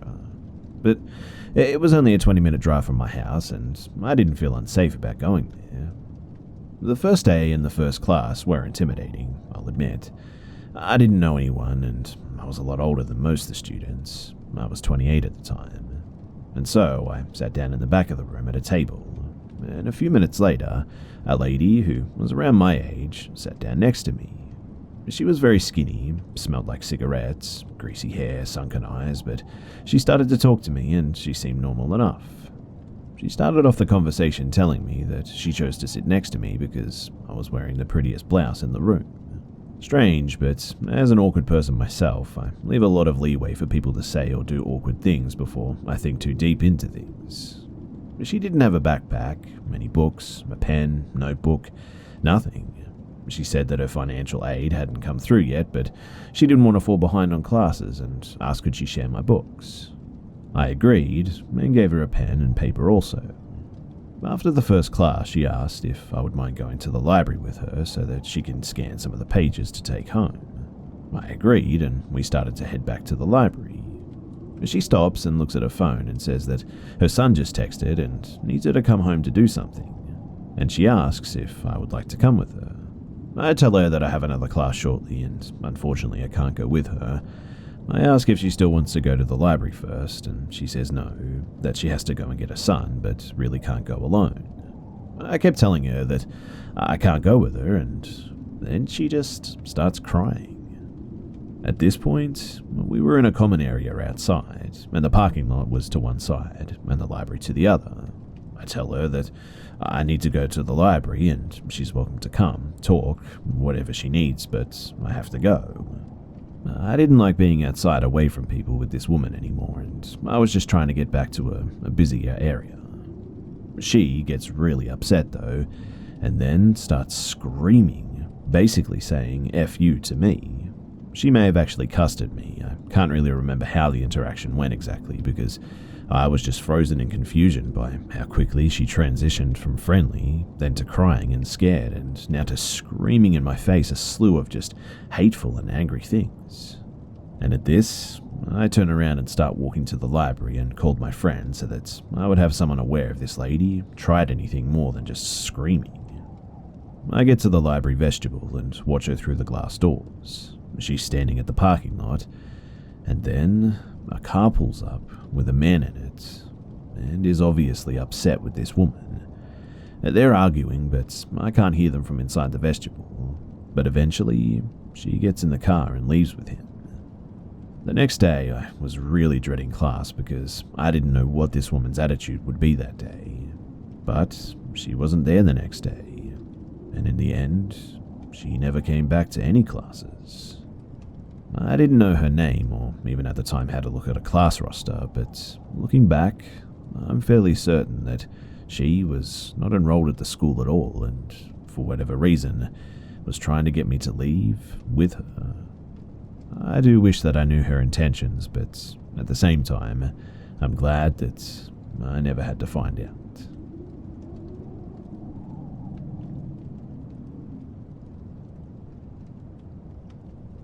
So, I live in a relatively small town in a really small country.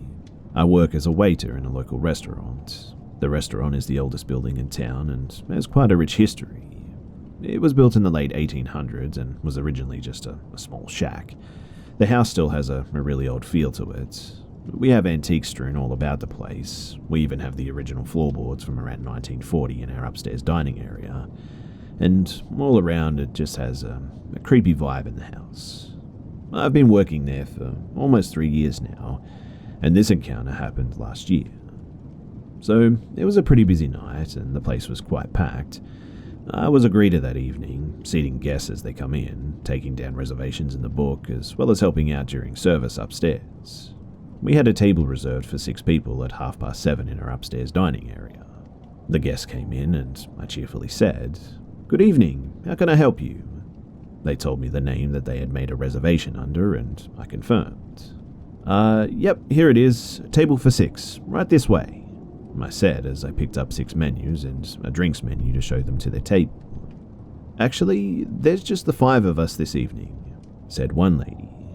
I replied, "Oh, alright, no problem," and proceeded to put away the extra menu. I didn't think much of it, as party sizes change all the time, either adding or disbanding one member, but I walked them upstairs and showed them to their table. They all sat down, and I started putting down menus for one side of the table, then moved to the other side, and I put down all 5 menus, but then there was a 6th person sitting at the end of the table. She had her back turned to me, and all I could see was her long black hair which draped over her shoulders. I just remember saying out loud, "Oh, I forgot one menu. I'll be right back," and quickly made my way downstairs. Downstairs, I met my co-worker, who was attending the bar as I brought the table upstairs originally, and I told her, "Wow, okay, so apparently there's 6 now. Why would she tell me that they're 5 when they're obviously 6? She just looked at me and said, "Are they 6? I remember them walking in, and I could have sworn that there were 5. I just gave a shrug and grabbed a menu, and I went back upstairs. I walked to the table, menu in hand, and noticed that there were only 5 sitting at the table now. I walked to the table and said, "Oh, I thought that you guys were 6. Wasn't somebody sitting here?" and pointed at the empty seat. They all looked at me confused and said, "No, there's just the 5 of us." And quite honestly, I was stumped. I swear to you that I saw someone, but a lady which sat next to the empty seat looked at me and said, "I felt like someone was sitting next to me too." And at that, I got chills down my spine, and I went downstairs for a glass of water. I had to try to forget about this because I still had to finish service, but to this day, I always think about who or what sat down with my patrons.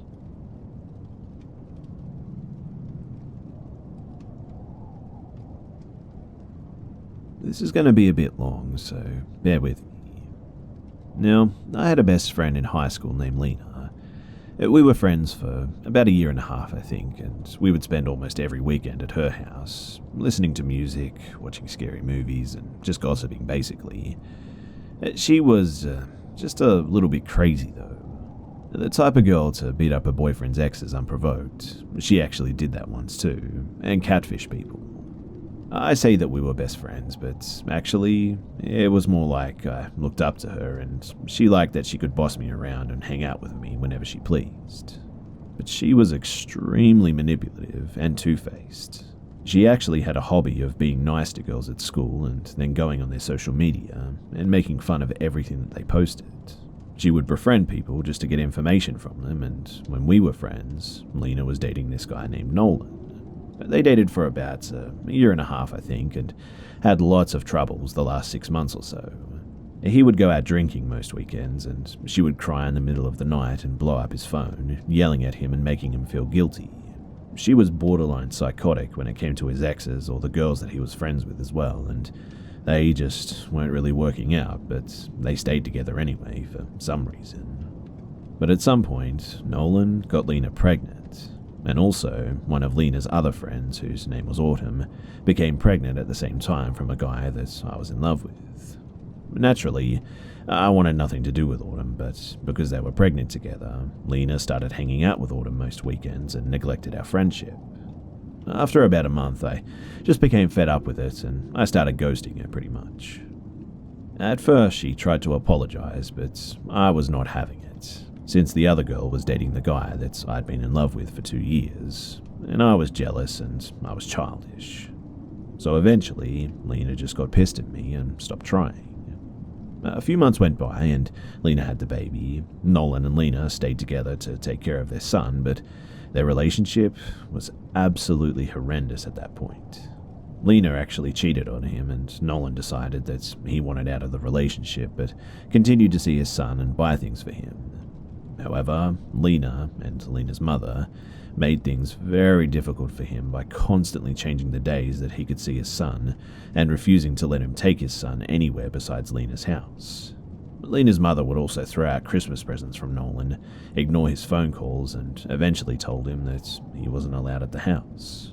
Nolan begged for months to see his son, but it was clear that Lena and her mother didn't want him in the picture. Nolan offered to pay child support, but they didn't want that either. They just wanted him gone. And so he just stopped trying. And apparently, even that wasn't what they wanted. Lena took to social media to talk about how Nolan was a deadbeat. She told everyone she knew that being a single mother was really hard and the baby daddy refused to take care of his kids. A year after they broke up, I actually met Nolan in person. We'd been talking online for a couple of months about Lena. We had shared stories about her crazy meltdowns and her manipulative tendencies, and we talked about the time that he came to her house while I was there and attempted to scare her by jumping out when she went out the front door, but instead accidentally jumped out at me. He thought it was the funniest thing ever that my face stayed stone cold and I just said, "Sup." We had a similar sense of humor, and at the time, I had no one. I had just come out of one of the worst depressive episodes of my life.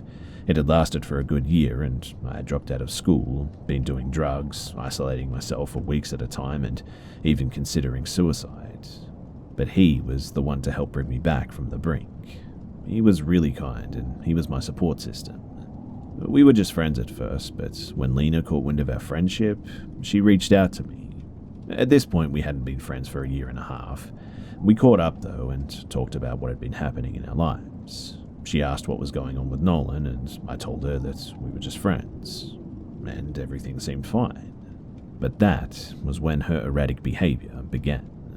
She would just randomly block me on social media and then unblock me a month or two later. Sometimes we would talk like, "How are you? Everything good?" And then the next day, I was blocked.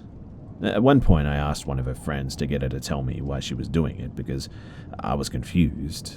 So she unblocked me and told me that she was salty about the situation with Nolan and the fact that I was friendly with him. I asked her why she kept making up with me and then suddenly getting pissed again and cutting me off, and I told her that I was tired of thinking things were good, only for her to turn around and pretend like we had never said anything to each other. That was when she said that she could block me again or keep me unblocked. Whatever I wanted was fine, but she felt that I had done her wrong by abandoning her during her pregnancy and befriending her ex-boyfriend. So then I tried to explain to her why Nolan was my friend. I tried to tell her that Nolan was all I had in the darkest time of my life. I tried to tell her why her neglecting me for Autumn hurt my feelings, but she wasn't having it. Now, before I continue, I understand where she was coming from, and I acknowledge too the fact that I acted childishly and in a really cruel way, but I had tried to make up with her multiple times at this point. I tried really hard, in fact, and she couldn't even stick with whether she would forgive me or not. So, in the end, I just told her to block me again and be done with it. She told me that she wouldn't block me again, and then she gave me her blessing with Nolan. She said that she was fine if we wanted to date, and she said that she hoped I had a good life, and I said the same to her. And I honestly really meant it. We had a bad end, but I was glad that we could at least wish each other well. And it was just a few months after I last spoke to her that Nolan and I started dating. I had waited so long because I was worried about Lena, even though we weren't even friends anymore, but she had given me her blessing and she was dating someone new, so I just went with it. But it was around this time that I received a friend request from a girl on Facebook named Casey. Casey said that she lived in a big city in my state, and since we had mutual friends and I had once gone to school in that city, I assumed that we had gone to school together and I just didn't remember her. She honestly seemed like a real person too. She claimed to work at Hooters, had made posts about how her workdays went, had several pictures of the same girl, and made frequent posts about her ex-boyfriend. So I accepted the friend request, and she messaged me telling how pretty she thought that I was. I thanked her, and I told her to message me anytime that she wanted to chat. For the next few months, I was honestly just clueless. I went about my regular life, posting about the things me and Nolan did, getting my GED, hanging out with friends, visiting my mother, etc. Occasionally, though, I would see strange posts on my timeline from Casey, but I didn't think much about it because, well, I had over 1,000 friends on Facebook and I rarely even saw them. They were mostly posts about how much she hated her baby daddy and how her line of work sucked, but there were two posts in particular that caught my eye. One was a post that seemed to be referencing something that I had posted the day before, and the other was of her saying, "We all know a dirty hoe named so-and-so with my first name in the blank."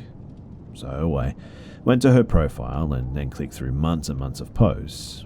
Some were about her line of work, but everything else was related to me and Nolan, and I mean everything. There were posts of her complaining about her deadbeat baby daddy buying things for everyone but his kid, posts about how sad she had felt about the breakup, posts about how she'd missed me and thought of me as a sister, which is bullcrap, and I'll explain why later, posts about how I stole her boyfriend, again, also lies, and just a myriad of posts just shit-talking me, basically. She made fun of my hobbies too, and directly referenced some of my posts, talked about how much she hated me, said I was a dirty hoe, and in her later posts even went so far as to put my initials or full first name in the post. She even had people in the comments egging her on and talking crap too, even though no one knew who she was talking about. But I did. She referenced our past experiences, and it was undoubtedly Lena. I messaged Casey and I told her that I knew that it was Lena. She played dumb and told me the initials were of another girl that she knew. When I looked up the name that she gave me, not a single person on Facebook had that name. And when I told her that too, she just brushed over it and tried to get me to talk about Lena. So I played along this time and I talked some pretty hardcore crap about her. I lied about a lot of things in an attempt to get her to out herself, but in the end, all she did was send a screenshot of our conversation to Lena's account, in an attempt to make it look like Casey was real and was trying to help Lena out by showing what kind of a person I was. And Casey then immediately deleted her account. She didn't block me though, she just deleted it. I had a friend and my dad check, and neither of them could find Casey's profile, so and then another month went by and I found out that she had reactivated the account, and because I can't block a deleted account, she was in my friends list again and had access to my profile for who knows how many days. Eventually, though, I blocked her, and she then sent me friends and follow requests on 3 other websites under the Casey name, which I also blocked. But it was around this time that me and Nolan began to get a lot of friend requests from obviously fake accounts. We would report them and block them and try to pretend that she wasn't going insane. One of these fake accounts was extremely obvious too, because it had poked me and Nolan on the same day, at the same time as well. She was taunting us, I guess, but I blocked that account too. Please be aware too that at this time, Lena had married her boyfriend. She was doing this while married to someone else, in other words. But anyway, a year later I thought that it had stopped, and one day I went to the Casey account on my friend's Facebook because I wanted to see if she was still posting about me, and when I scrolled down I realized that I had actually missed a post last time.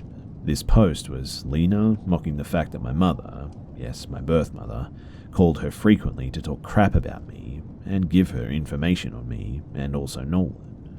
Turns out, my mother and Lena went to the same college, and my mother thought what better way to make friends than by helping someone stalk my daughter.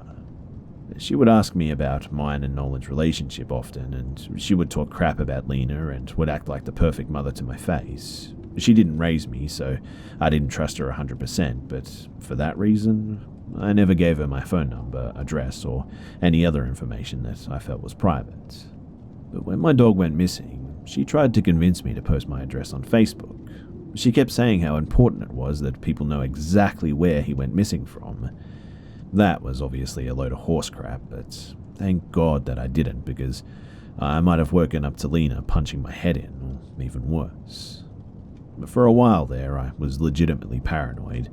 Every time I went to the store or went outside, I was watching my surroundings closely, because if Lena was willing to beat the crap out of a girl Nolan had dated for 3 weeks, unprovoked, what would she do to me if she saw me in public? I mean, would she kill me? I just never met someone so obsessive like this. Let me just say too that Lena was a horrible friend. She was manipulative, bossy, judgmental, rude, really erratic, narcissistic, and very two-faced. For instance, when I felt my first heartbreak, she spent all night just talking crap about this guy, saying that I deserved better, and eventually I talked crap with her to make myself feel better, and what does she do? She goes ahead and messages him on Facebook and tells him everything that I had said about him. She guilt-tripped me about having other friends. She convinced me to abandon one of my friends because she just didn't approve of her. She would ignore me when there were other people around. If I complained about anyone, she would go and tell that person what I said, even if she had said something worse about them. She would go through people's Facebook accounts and laugh at them and harass them, and it was just a really scummy thing that she would do. She would make me feel ridiculous for liking things that I did, and I just never felt like I could be myself around her. It amazes me too just how many people Lena has manipulated. Even her poor husband probably doesn't know that she's a stalker. So yeah, there you have it. Lena cyberstalked me for 2 years, and if I had given my mother my address, it might have become much, much worse. She hasn't been trying to stalk me for a while now because, well, I cut my mother off and deleted all but 40 people of my Facebook and made all my social media accounts private to keep this from happening again. I'm hoping that I won't ever hear from Lena again. The last obvious sign that I've gotten of her still trying to stalk me is a fake account that sent me a friend request about 3 months ago. An account that was only a few months old, had the same last name as my friend, who told me that he didn't know her and only liked 2 Facebook pages, one of which was a grocery store page or something, and the other was my page. Anyways, if you've listened this long, then thanks for listening. I was young when all this stuff happened, and I made some really dumb choices, so go easy on me, please. I know I'm not 100% faultless in this too, and yes, me and Nolan are still together, and we'll be celebrating our 4-year anniversary in a couple of months. But I guess one of the more troubling things about this whole situation is that Lena This narcissistic cyberstalker who psychotically stalks people and is obviously very unstable still has Nolan's kid, and I, for one, am worried for that child.